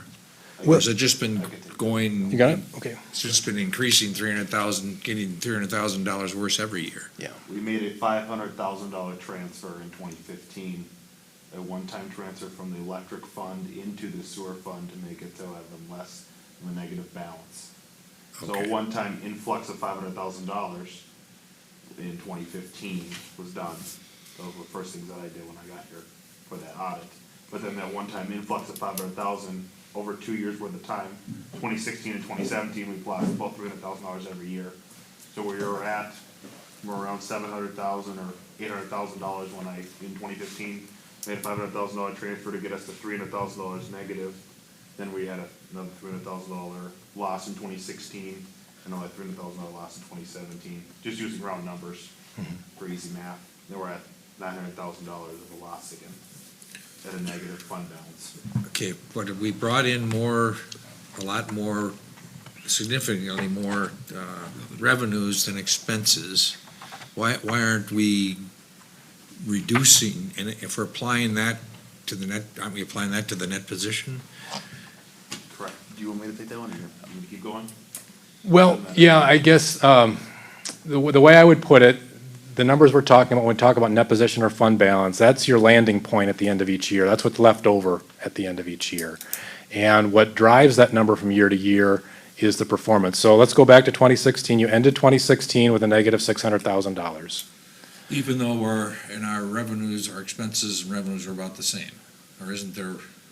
The debt service isn't factored in, though. Correct, yeah, you have to take the debt service, so debt service isn't shown on this. Man, maybe that's where we need to add another line, Matt. Yeah. Yeah, I Would think be so. like, how much our debt service was, because our debt service is technically not an expense, we're just paying back an expense we had a long time ago, basically. But if we added the debt services, we would If see you how add the that debt would service on top of that six come hundred close to thousand, meeting the operating revenue then. yeah, we're 1.2 million on top of that 600,000.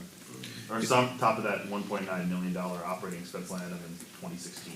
Is the debt service added to by also paying back to the electric fund for the money that was Correct, yeah, transferred? $50,000 So that a drops year. it down, that even deeper. Further, yeah, Right. yeah, besides the bonds. $50,000 plus the bonds and plus all the other operating, interfund loans we have. I can't remember what the last number was, Jasper's number was, I can't remember how much we had in interfund loans to the sewer fund to supplement it.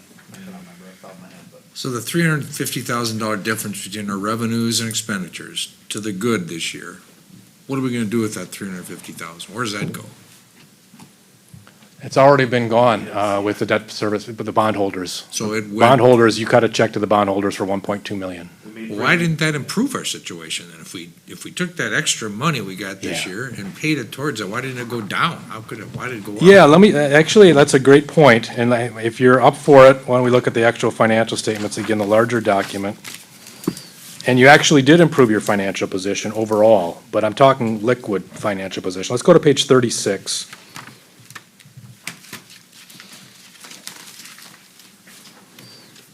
And the second column on page 36 is the profit and loss statement for your sewer fund.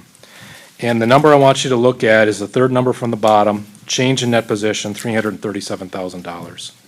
So after everything was factored in, the financial health of this fund did go up $337,000, okay? So that's a positive from that perspective. And your total net position went from 8.9 million to 9.3 million or so. Those are the two numbers at the bottom. But flip back one page to page 34, and again, look at that bottom portion there under sewer utilities, and we split your financial position up into two parts. One of them is net investment in capital assets, and that's all the infrastructure that's in the ground and all the equipment that you have. And the other part is unrestricted, and that's what's in your checkbook, basically. So you're improving your financial position by paying off debt, yes, but all it goes to that investment in capital asset line item. That is the number that actually went up during the year because your debt was lower during the year and you own more of the assets outright. But the unrestricted, to get there, you basically gave all the cash away that you made and then some during the year in this fund to do that. I don't know if that helps or if that confuses things more. And all this was done in essence to go ahead and fix a problem from a few years ago that needed to be addressed regarding our waste treatment facility, correct? Yep. Yeah. So, I'm so sorry. you did pay $1 million of debt off, and you're better for that. Oh, But okay. to do that, you liquidated all the cash you had in the fund and then some, is what I'm saying. And what we're talking about when it comes to fund balance is what you've got to pay the bills with, and you're that much less because of that obligation to the bondholders. So are you saying we took the $350,000 and applied it to the net investment in capital assets rather than the unrestricted net position? That's by default where it happens. That net investment in capital assets is the value of your capital assets less the debt that's against them. So when you pay debt off, that debt's going to lower and that number is going to go up because there's less debt against it. You've actually paid the debt down. But to do that, you got to use your liquid resources to do it. And that's the challenge, is that all the dollars that came in from user fees immediately went out the door in debt service payments to your bondholders. So. Basically, what you can look at is the last line item, $961,000. The operating income without depreciation factored in, that's how much we actually physically made in cash. And then subtract $1.2 million that we paid out to bond payments. And that's where you get your unrestricted, which our liquid cash is. So if you don't even worry about depreciation, because technically that doesn't ever, we don't cut a check to depreciate something. So if you just actually look at our, like, revenues over expenses was $960,000 in the positive. Then you take out, we have to pay $1.2 million to bondholders, because that's how much we owe to the bondholders, and to ourselves for interfund loans we've made over the years, since about 2012 throughout the years to just keep the fund basically not from being multi-million dollars in the hole. 960,000 minus 1.2 million gets you negative $300,000 approximately. That's how your reduction in unrestricted cash fund balance went from negative 600 and some to negative 900 and some $1,000. We took our liquid cash we had within the city, gave it to all the bondholders. Even we made 900,000, but we had to pay 1.2 million. Part of the operating expense is also the treatment aspect for, right? And the net position would have been, or could have been, better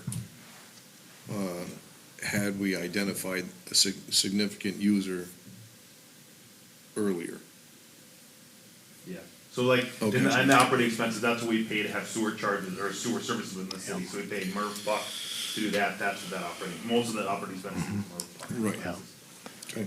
But even after MRPUC is paid, you still had 960,000. So I mean, it is a nice number, it's a solid number, but it's still not enough to cover all the debt service obligations. And that debt service is going for another 10 years. That PFA note is up through 2027. Once that's done, obviously, it's going to be a nice windfall to this fund. There's no other issues, no other debt, but at the same time, I think you got 10 years before that'll be done. Does that make more sense? No? I need to sit down with somebody and Sure. this is getting all mixed up.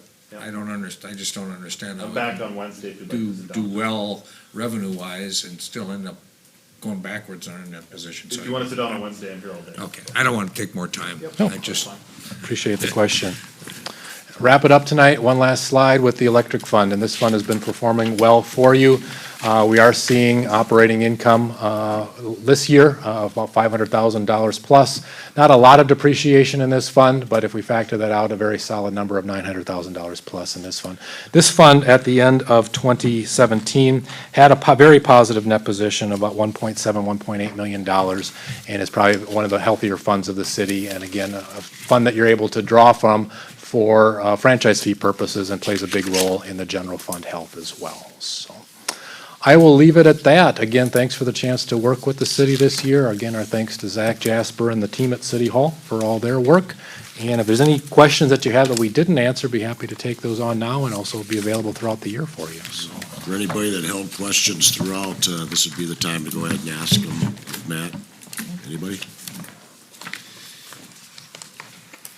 I'm going to ask a question that's off the wall, okay? Okay.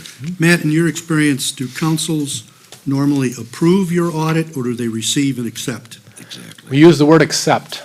Thank you. Yep. We have the word approve in this recommendation, which I think is probably not what we should I do. already made a change for that. Thank you. Yeah, All right. exactly. So the wall wasn't that much off, it was there. No, that's a great question. It's one I get very often. That's the appropriate approach. Thank you. Matt, on again, behalf of everyone here from the Sueur City Council, thank you so much for taking your time to come here Enjoy and working with you. enlighten us once again. All right. And as long as you keep us all out of the doghouse, I guess that's. All right. That's the good. That's I the good appreciate thing. the feedback. I'll make some edits to our narrative and our pie charts for next year. Looking forward to And that. I think Make in sure we get the regards to story across. Councilmember Johnson's concern, I think that anybody that would like to have that opportunity to sit down with Zach, I think we could certainly make that happen, perhaps at our next P&B meeting or something of that nature that we have scheduled in July, if that would work. And it'd probably be good too, seeing as how we're preparing to, starting to prepare for the 2019 budget, make sure we all understand that. So all the information you've given us last year helped immensely, and I'm sure we're looking forward to the same thing this year. With that, I'd like to go ahead and look for a motion to receive and accept the 2017 financial audit performed by Bergen KDV. So move. Is there a second to that? Second. Any additional conversation? If not, all in favor? Aye. Any opposed? The motion is closed. Thank you again, Matt. Thank you. We now move on to line item 9, Charlie, which is the Sueur Charter, Chapter 13, Section 01, Charter Commission membership, the first reading. Mayor Hague, members of the city council. I bring this forward on behalf of the Charter Commission, of which a few members sitting at this table are members of as well. We had a meeting and we discussed the charter membership component. That was one of the goals that were outlined at the beginning of the year to evaluate as a group. So right now, there is no section in our charter regarding what the Charter Commission membership should look like. We essentially default to state statute, which indicates 15 individuals. Now, 15 individuals, that is by far the largest commission that we have in the city. And for individuals that were here when it was established formally, I believe in 2015, all the members of city council were appointed to the Charter Commission in order to fill those 15 seats. I believe that was the situation, but now we've come to a point where we evaluate the charter occasionally, and this came up as far as an item that they wanted to look at. So City Attorney Todd Coriel and myself prepared some information for the group to evaluate, and there was a good discussion about membership and then city council membership and the staggering of seats and things of that nature. So just as a refresher, the Charter Commission is essentially a separate body from the City Council. Now, there's a different process to being appointed to the Charter Commission. It's not a City Council appointment. It's the District Court Judge in Sueur County is the one that actually appoints people. So at any given time, if there's a vacancy, somebody from the public can petition this District Court Judge to be on the Charter Commission. Now, we have policies in place and procedures that the District Court Judge knows about, and likely they'll have the ability to look at it and say, okay, somebody came to, is there a vacancy available? Somebody came that didn't go through the charter or the kind of known channels. So this is where we come into defining an actual chapter within the charter. So what we're proposing is to create a new chapter, Chapter 13, Section 1, and just call it Charter Commission membership and outline exactly what the criteria are for this. So this was approved by the Charter Commission, and then in order for it to be formally adopted, it needs to be approved unanimously by City Council, and it will go into effect 30 days after that approval. So we go through the ordinance process where we have a first reading, public hearing, a second reading, and then after that second reading, if the ordinance is approved, it would go into effect 30 days after that. So what we have and what was recommended by the Charter Commission was that there be 9 members, so going from 15 to 9, and then there would be no more than 2 active elected or appointed city council members out of those 9.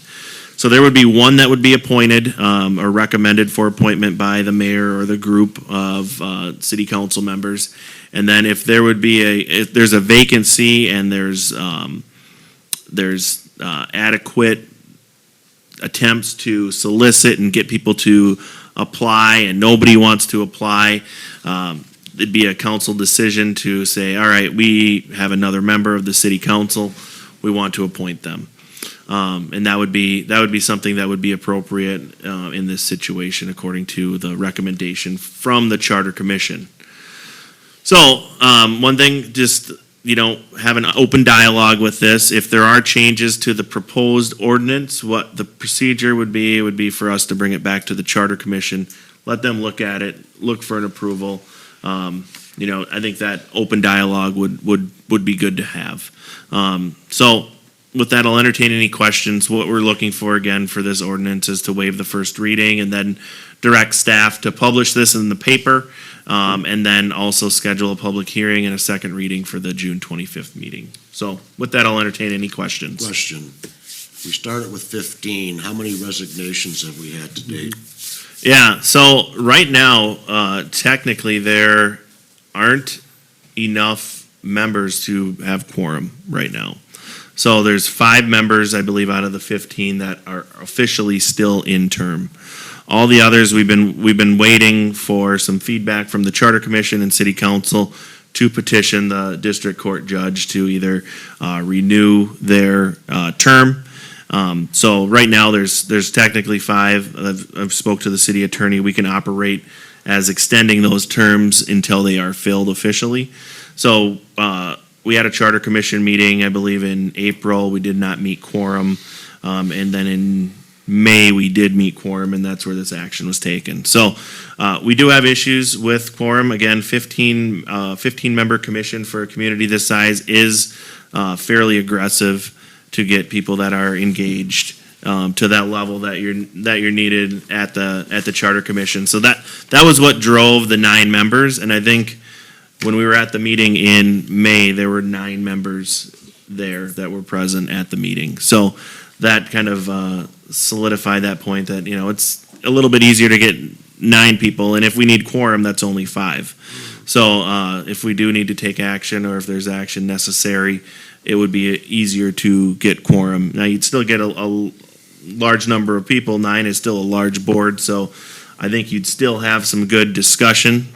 You'd get varying points of view, which is important in the Charter Commission, to be able to have an open and free discussion and have multiple ideas. So I think 9 is appropriate. 15 is just the default, and that's what the Charter Commission in 2015 wanted to go with. So it's been reevaluated, and that's the recommendation.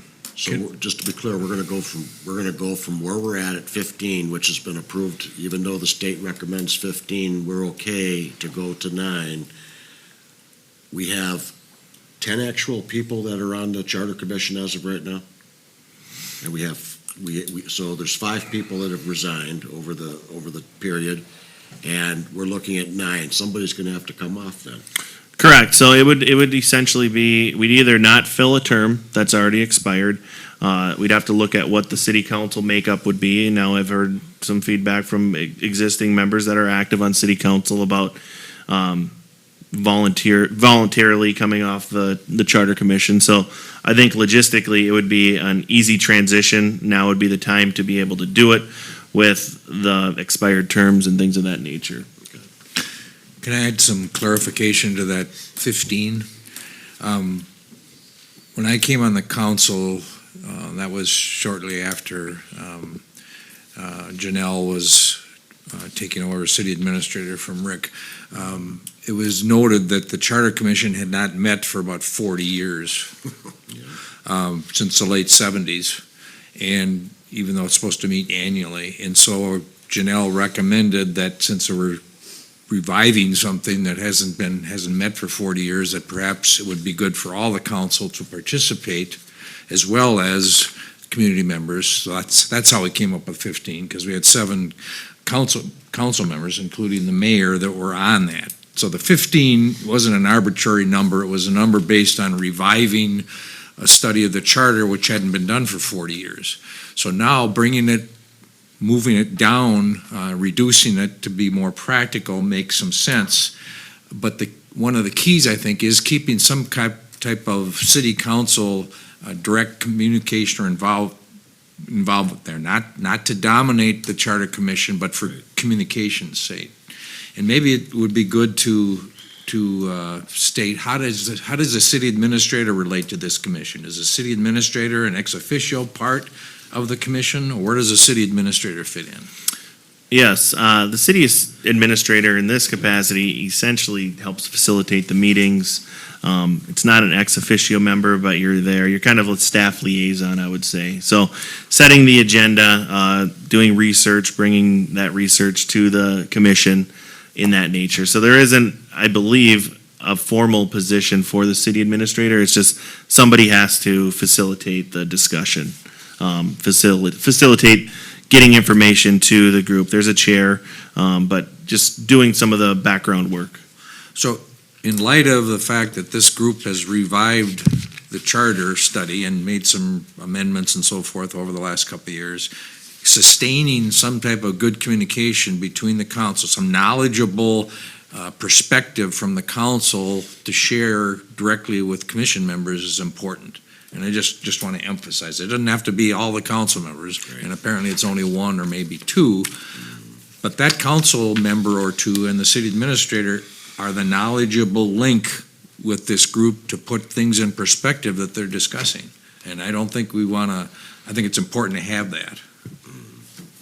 Be similar to our P and B, informing the entire city council regarding anything associated with our personnel and budget decisions, or how we've come up with those decisions. Yeah, and if you have turnover in council, you have turnover in city administrators or so forth, that continuity there is going to be something to look at too. And maybe that's what the extra council member provides, is if there's some turnover there, you have someone on that charter commission with some recent experience with council business to put things in perspective. I'm not clear, Councilmember Johnson, are you saying there should actually be two members?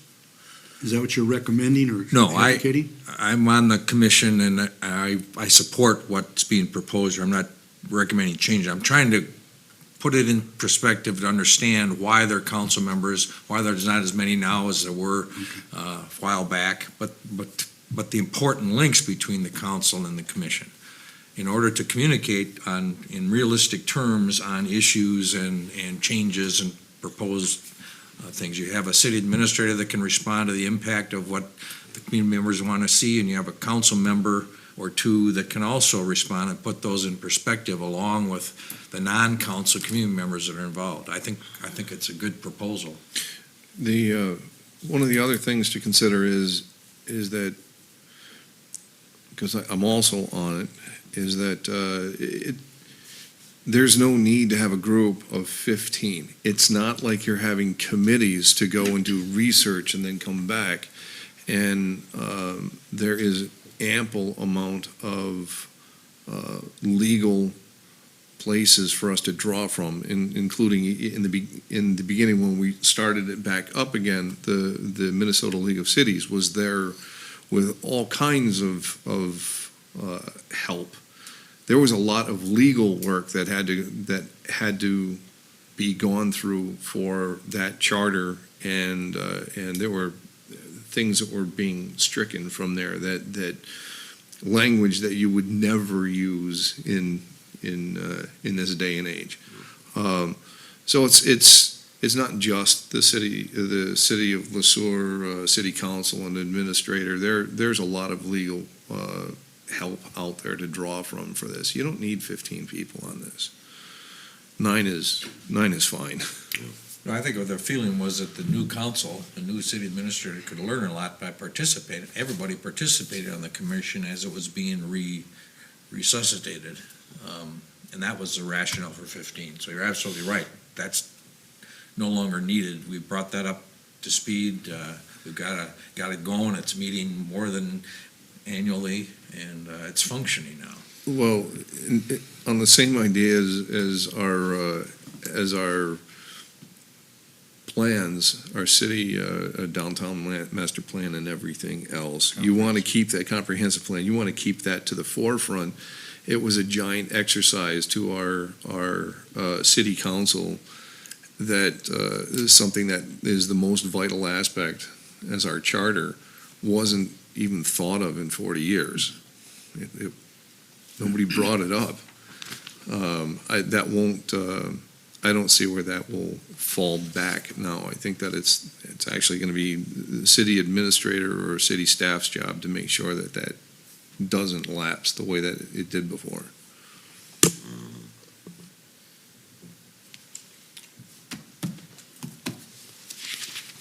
Any additional conversation?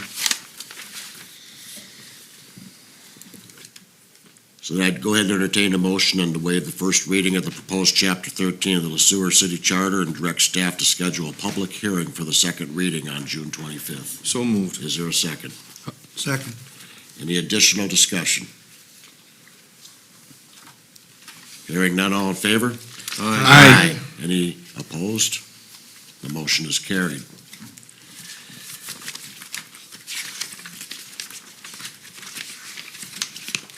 We now move to line item 9 Delta, which is the Recreation and Parks Advisory Committee.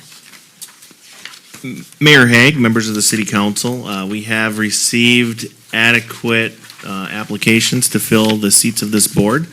As you can see in your packet, there are 6 applications. We do have 5 seats available.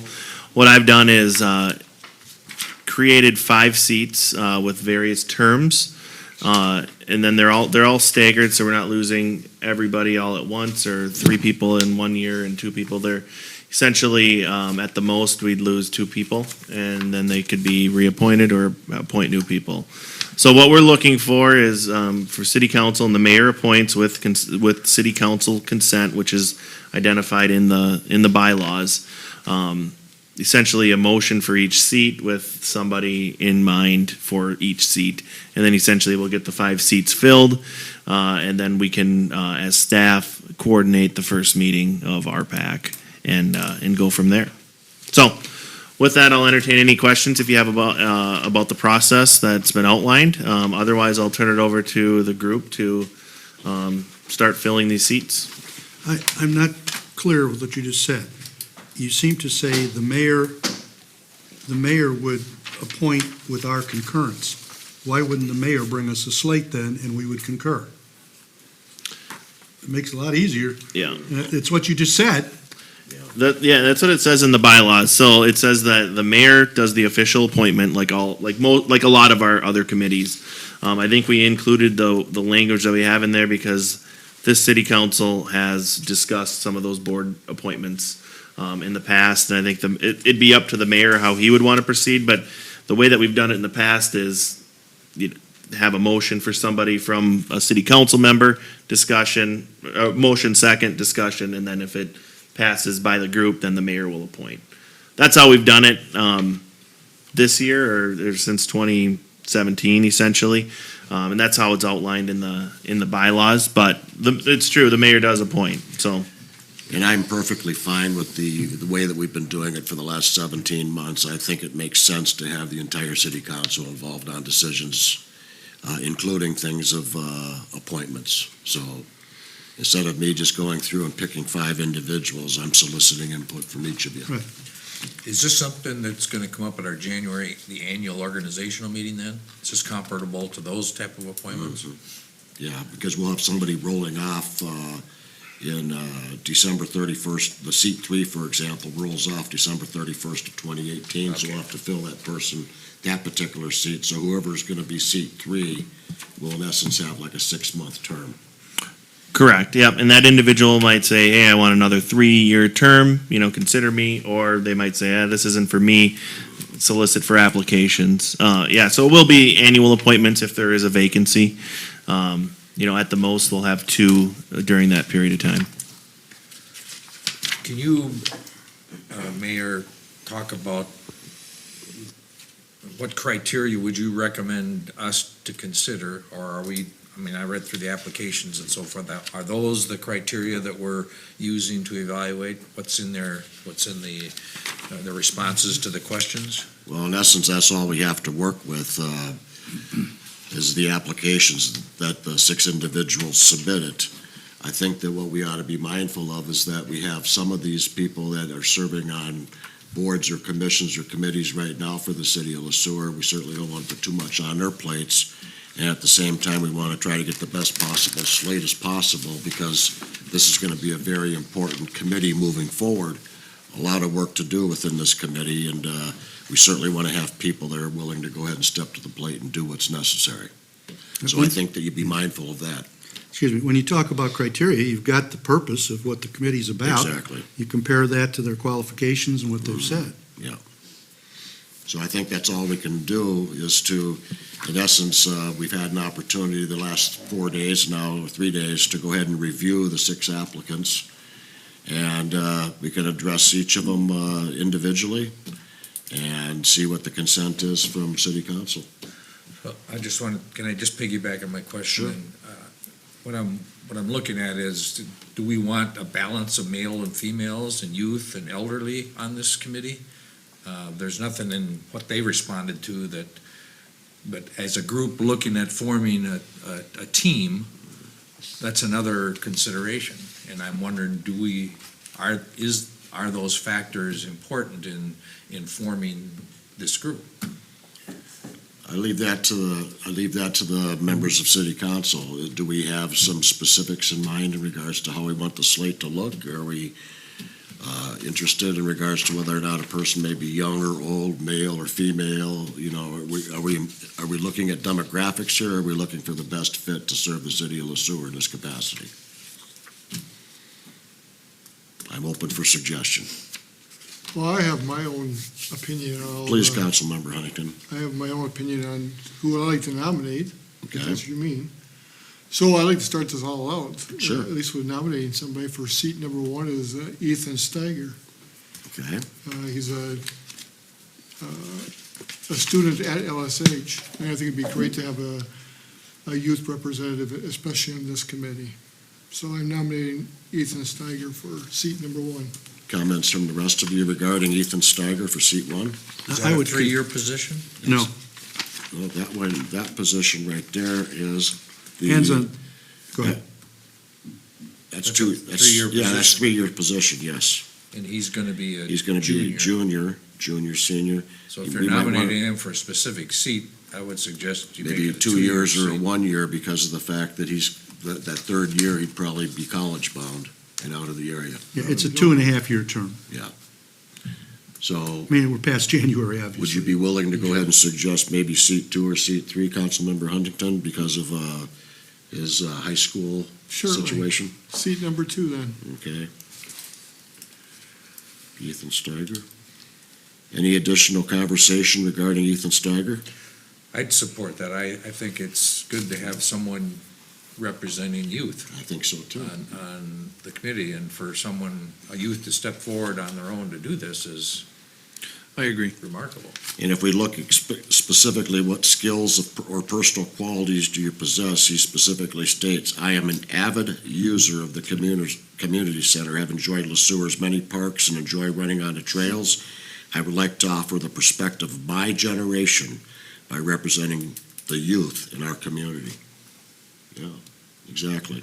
So we have a motion, do we have a second? I will second that motion. For seat number 2. Any additional conversation? Hearing none, all in favor of Ethan Steiger for seat 2, say aye. Aye. Aye. Any opposed? That motion is carried. I'd like to make a motion Okay. just for give me- seat 1. Give me 1 second here. Okay, Councilmember Favalis, For seat 1, Cormac Dunning, please. I will second that motion. Seat number 1. Yes. okay. Do you want to go ahead and give us any bio information that you may have on Mr. Dunning? His application says basically everything that matters to me as far as this goes. He is involved already with the youth. He's involved with the hockey, which is vital to the community center, and is very much aware of what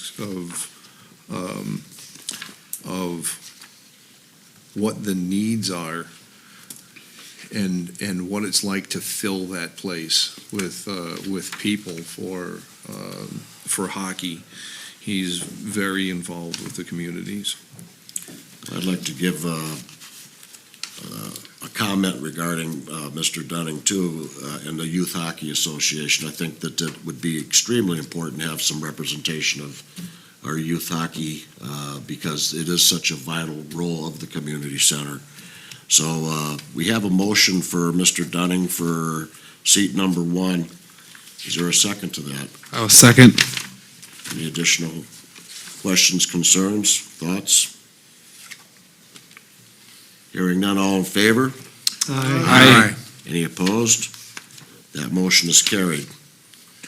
Okay, looking for, let's go ahead and do seat 3. Let's take care of that one for the remainder of this year to December 31st of 2018, and we'll take care of seats 4 and 5. Do we have somebody in mind for seat 3?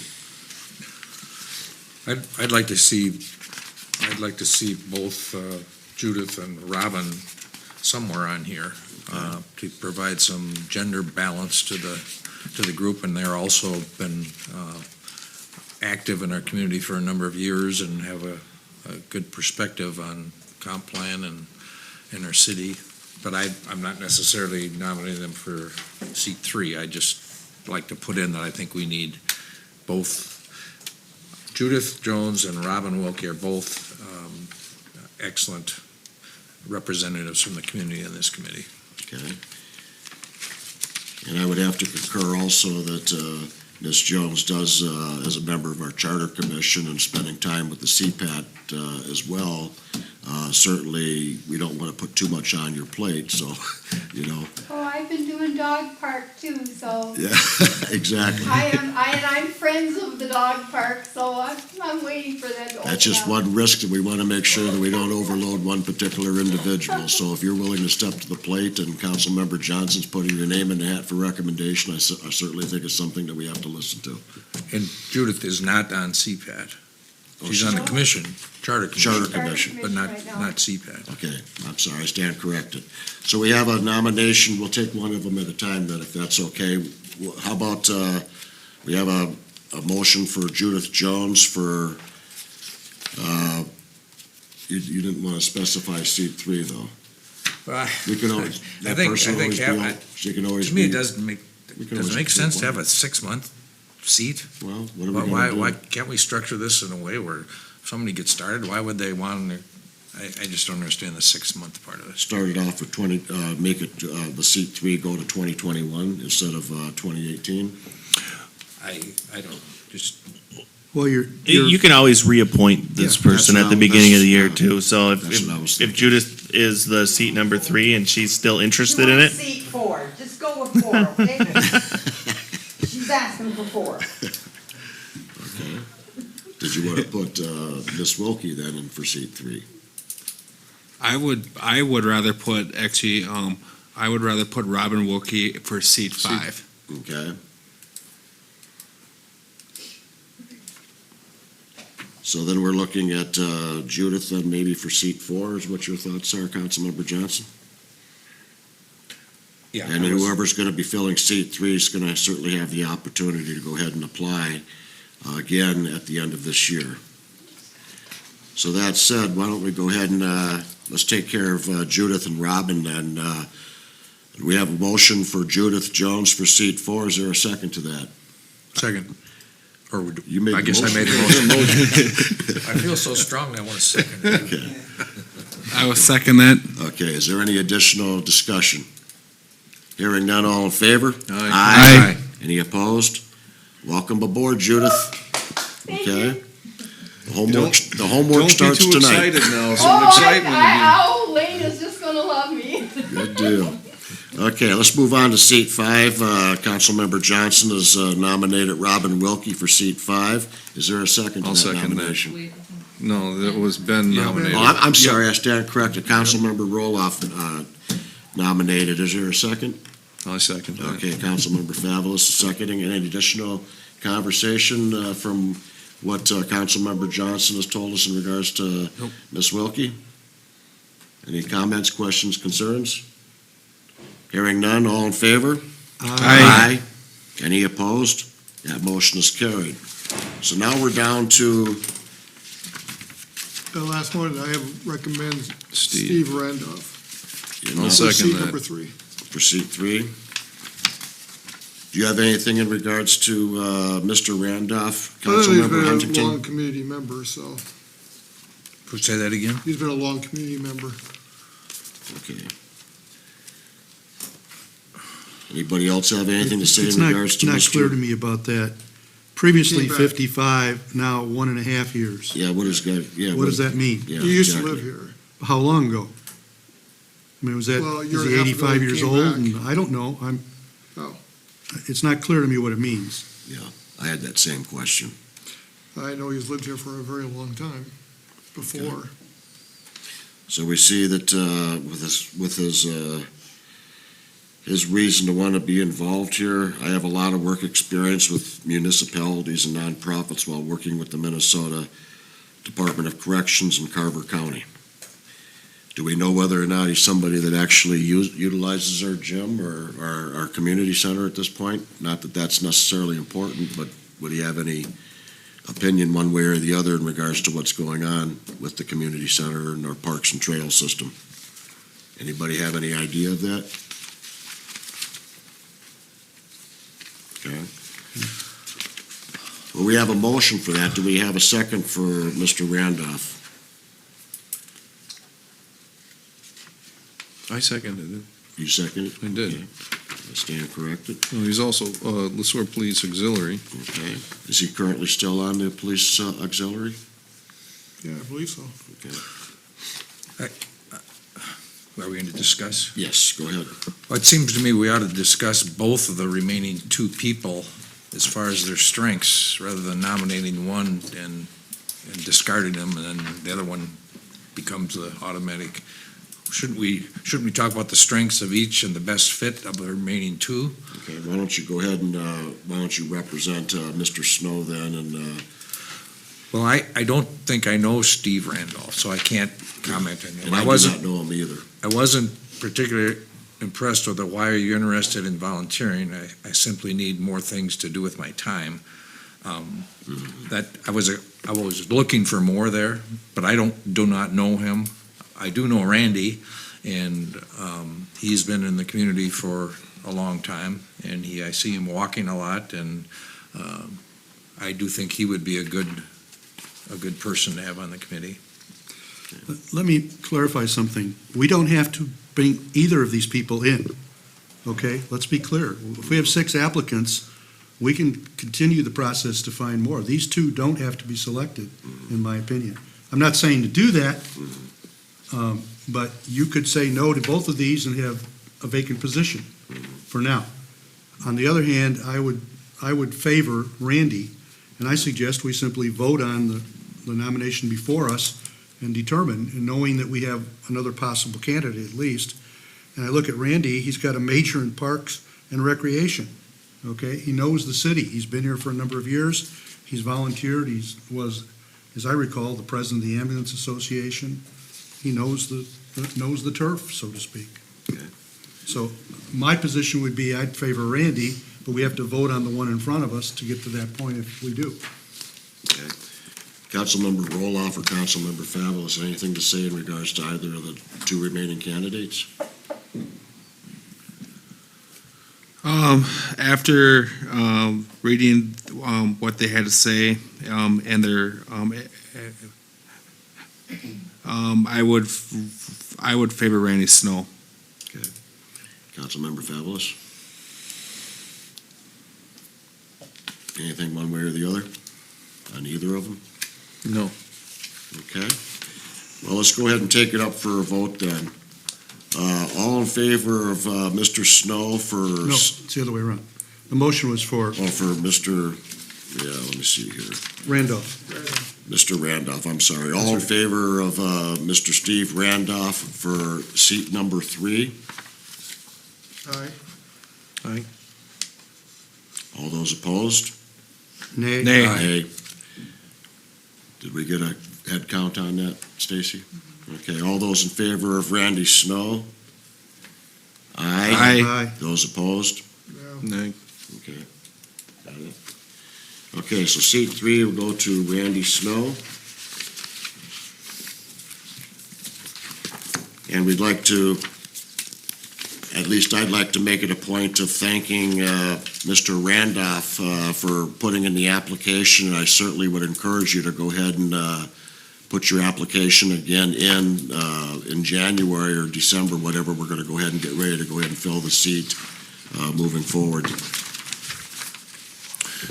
And just a note, we do hold on to these applications, and if there is a vacancy that comes up, I would reach out to Steve and say, hey, Steve, are you still interested in being on this board? If so, let us know, and then we can bring that forward. So we hold on to all of these applications in case there is a vacancy in the future. And to those that, to Mr. Dunning, to Mr. Steiger, to Mr. Snow, to Ms. Jones and to Ms. Wilkie, thank you so much for stepping up and being part of our RPAC, our Recreation and Parks Advisory Committee. Question. Sure. So can we talk about how this gets off the ground and how the staff liaison and secretary and so forth fit meshed into this and when they would meet and who calls a meeting and that kind of stuff. Well, what we're gonna do now is we've made our nomination choices, so now, what we're gonna do is we're gonna, just go ahead and pass this on to our city administrator to go ahead and coordinate the first meeting. Is there a motion to go ahead and make that, our next logical step? And at that point, our city administrator can go ahead and get together the 5 individuals, notify them of when that meeting's going to be, and what the first agenda will be. And I also have to come up with a name from city council that's gonna be our city council liaison on the RPAC. So with that in mind, is there any of you that would like to go ahead and have the opportunity to serve on the RPAC? I would. Okay, we have Councilmember Favelis. I would too. Okay, we have Councilmember Roloff. Anybody else?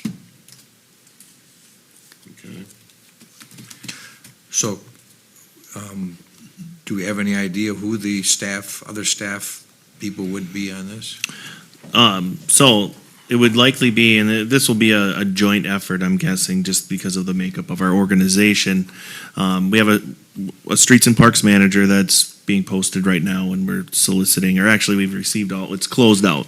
So that there's a streets and parks manager that's, an obvious candidate, and we have a recreation and community education director as well. So those two would likely tag team it. I would have to talk to both of them to see if availability and things like that, or if they have interest in it, if they want to do it. I want to get somebody in there that's going to be passionate about it. So it'd be either one of those two candidates. That's why I said I'll determine that at a later date. Once we figure out who our streets and parks manager will be, then I'll have a better idea, and then I can have that conversation with the rec and community ed director as well. Do you have a time frame in mind in regards to when you think this might take place? Well, I'll reach out to the group tomorrow and do a little doodle poll to figure out when they can meet. And then once we figure that out, then we'll schedule the meeting, and we'll just get some of the logistic stuff taken care of.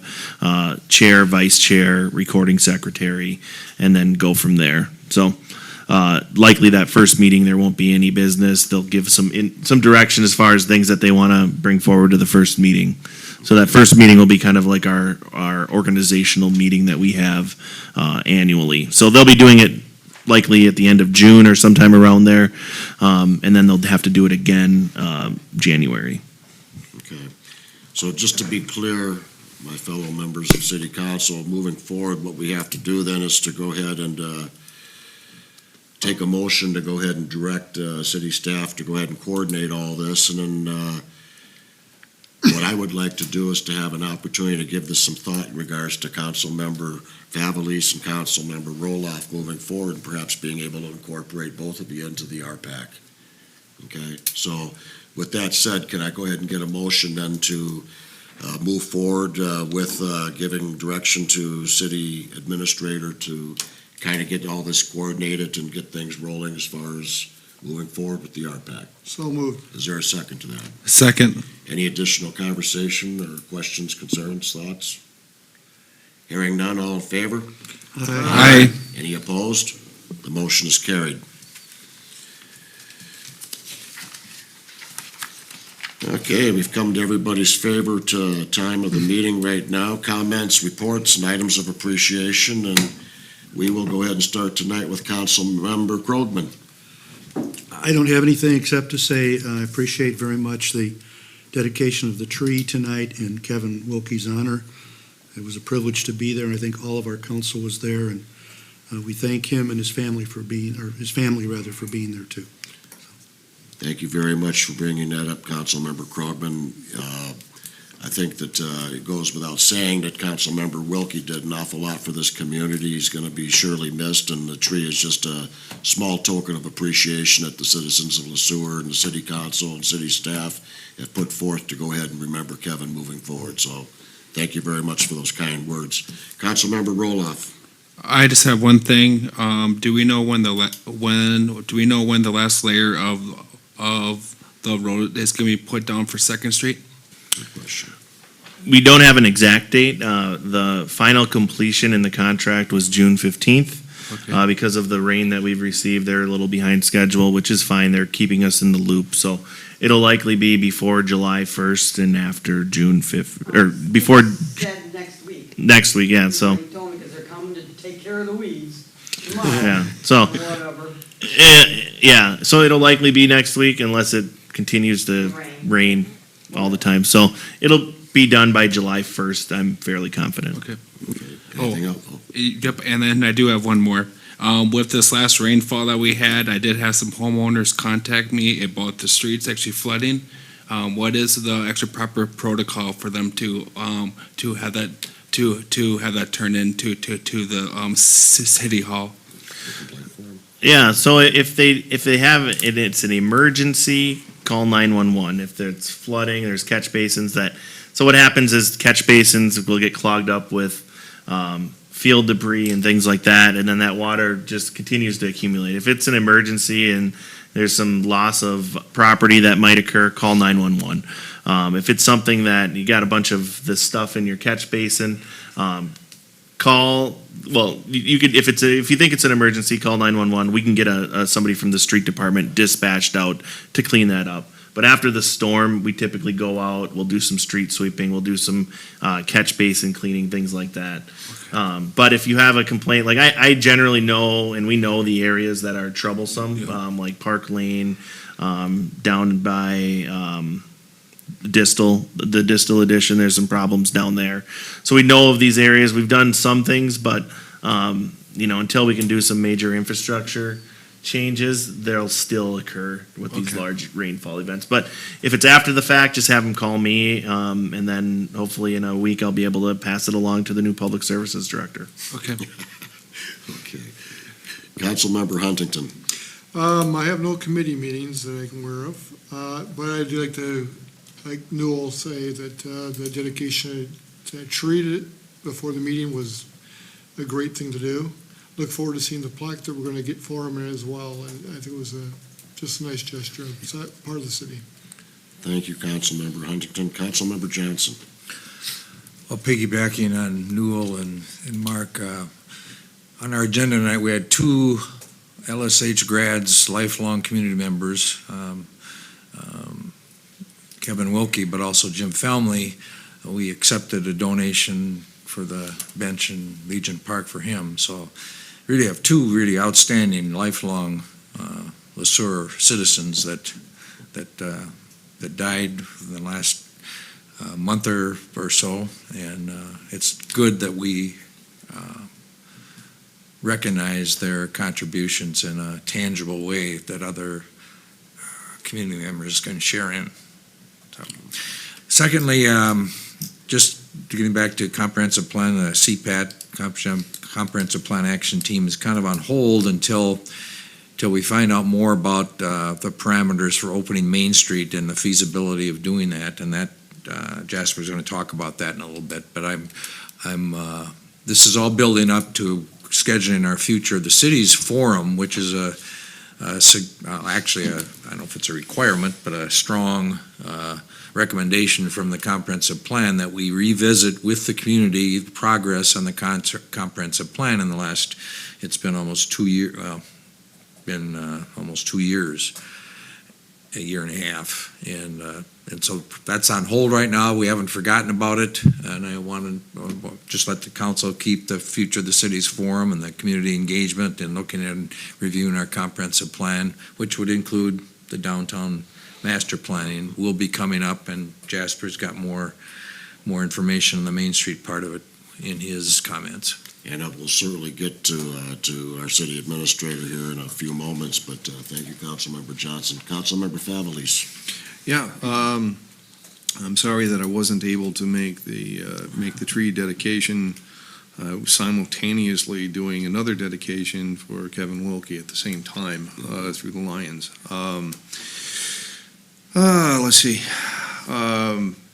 The registration for the off-road vehicles has been a rather interesting thing. I don't know how many of these folks you folks know. But they've kind of got this club thing going on now where they're asking you, what number are you? I guess we're up to like number somewhere around 12 or 13 or something like that. And more people excited about buying and having these, and I'm seeing them a lot because where I live, they go up and down all the Talking time. about the So, side-by-side? yeah. You've got yours on order, I take it. Yeah, the wife wants one. I find that to be something fun, and I've heard a lot of good things about us doing this, so that's nice to hear. The other thing is as we're talking about walkways and bicycles, and I don't know what you see when you're out and about, but lately I'm seeing lots and lots of kids on bicycles all over the place in this town, in packs, 10, 12, and, all together, which is great to see them out and around in our community. I'd like to see more things for them to be able to do. I think that city council is and city staff is moving towards getting more things for students to do, but it's just a note of what I've been seeing. So I don't have any meetings until Wednesday. We have our MERV puck, and we'll go from there. Thanks. Okay. About our city clerk, anything today, Stacy? No, other than you wanted a reminder. Thank you. For Okay. PVC. Thank you for doing that. Did you have that title on your thing? And our city attorney's already left. When I have a note here for our city administrator's evaluation is due. So my thought is that we'll do it the way we did it last time. We'll get the personnel budget committee to go ahead and get involved with it initially. We'll discuss it, I believe you said June, or what was the date, July 11th, or what was the date you come up with? Well, I have the budget schedule outlined, and I think the first PB&C meeting is in July, but it sounds like we have a couple other things that we're going to talk about prior to that anyway. So what we're gonna do is we'll go ahead, if that's okay with the rest of you on the council, I think that that's probably a good approach, so we can go ahead and present you with what we've come up with like we did this last time around, and we'll all have an opportunity to put together the worksheets like we did this last time as well. So fair enough, and that way that's taken Can we care of. revisit? Can you clarify why we're doing this again? Well, it's actually his evaluation time frame, so it's time for us to do his annual evaluation. Okay, we finished a 6 month, actually, we finished one in January for Right. the first 6 months, right? Mhm. And now, 5 months later, we're doing another one. Yeah. Okay. And we need to do that, rather than just waiting to the end of the year? According to our city clerk, it's something that's on the docket that we have to take care of, so I should say that our HR person, this is an HR issue, yeah, so it's something that we have to definitely take care of, and Yes, it was just a friendly reminder to you all to consider it. Okay, and so we don't do one at the end of the year then? We're switching now from the end You're of on the the year annual to now. Yeah. the middle, okay. And other than that, I think everything else has been said. Question though, before I pass it on to you, because I know you got a few things on your docket. Are bicycle permits required within the city of Sueur? No.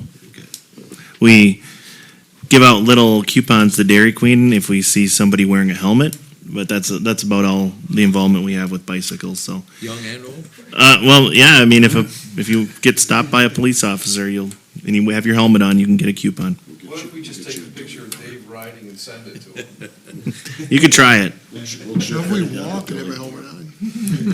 Jasper, you go ahead and take the hammer. So, speaking of bikes, we had safety camp here last week, and we had a great turnout. I don't have the final numbers, but I think it's roughly around 65 people. Well, I heard the number of kids, I think, registered was 47. Was 47? Yeah. So, but I think that there were some that showed up day of and things like that. So it was a packed house. So it was a good thing. Weather was great. Wasn't too hot. It was nice. The bike rodeo was pretty exciting. So that was good. I think it's a really good event. I have a 4-year-old. wish my 4-year-old could go to it, but I think, what's the limit, 7? 8 to 10, but Eight. they open it to 7-year-olds because they have enough space. Okay, so he's got to wait a little bit. So, but that's a good thing. It's a really exciting time. I know that staff just loves doing it. So we have some members of the staff that, they look forward to safety camp every year, and they're just really passionate and helpful, and it's a really good thing. So, yeah, I really enjoyed it. So, and then piggybacking on Dave, we did have a meeting today with MnDOT down in Mankato, the district office, and the best thing that came out of it was that they didn't say no, see you later. So we're providing them with some additional information. They have to analyze it regarding the opening of Main Street, or the potential to do that. And that process could take up to 6 weeks to 2 months. It all depends. Now is a really busy period of time, so they don't want to commit to getting it to us in a week. But we're going to keep pushing them and try to get an answer as soon as we can. And if we do, then there will likely be a proposal to City Council to talk about, this is what we have to do. Is this what we envision happening for our downtown area? I think our options will be very limited because of some engineering difficulties with the bridge and sight lines and things of that nature. So we'll keep you posted. Our engineer or our staff that's working on it will be submitting things. I think they submitted it this afternoon even, and then the engineer said that he was going to pass it along to this team up in St. Paul that will be analyzing it tomorrow morning. So it's moving along about as quickly as we can. We requested this meeting. We got it on the schedule within a few weeks, which is, I think, a small feat in itself with MnDOT. So it's good. I think everybody is cordial, and we want a positive outcome. So I think I'm getting good vibes about it. So it's something that we'll continue to work on, and I'll continue to update this group and all the other groups that are involved with comprehensive plan and the downtown master plan. So exciting stuff. Anything else? That's it. Okay. I'll go ahead and entertain a motion for adjournment. So move. Is there a second? Second. All in favor? Aye. Thank you, gentlemen. And lady.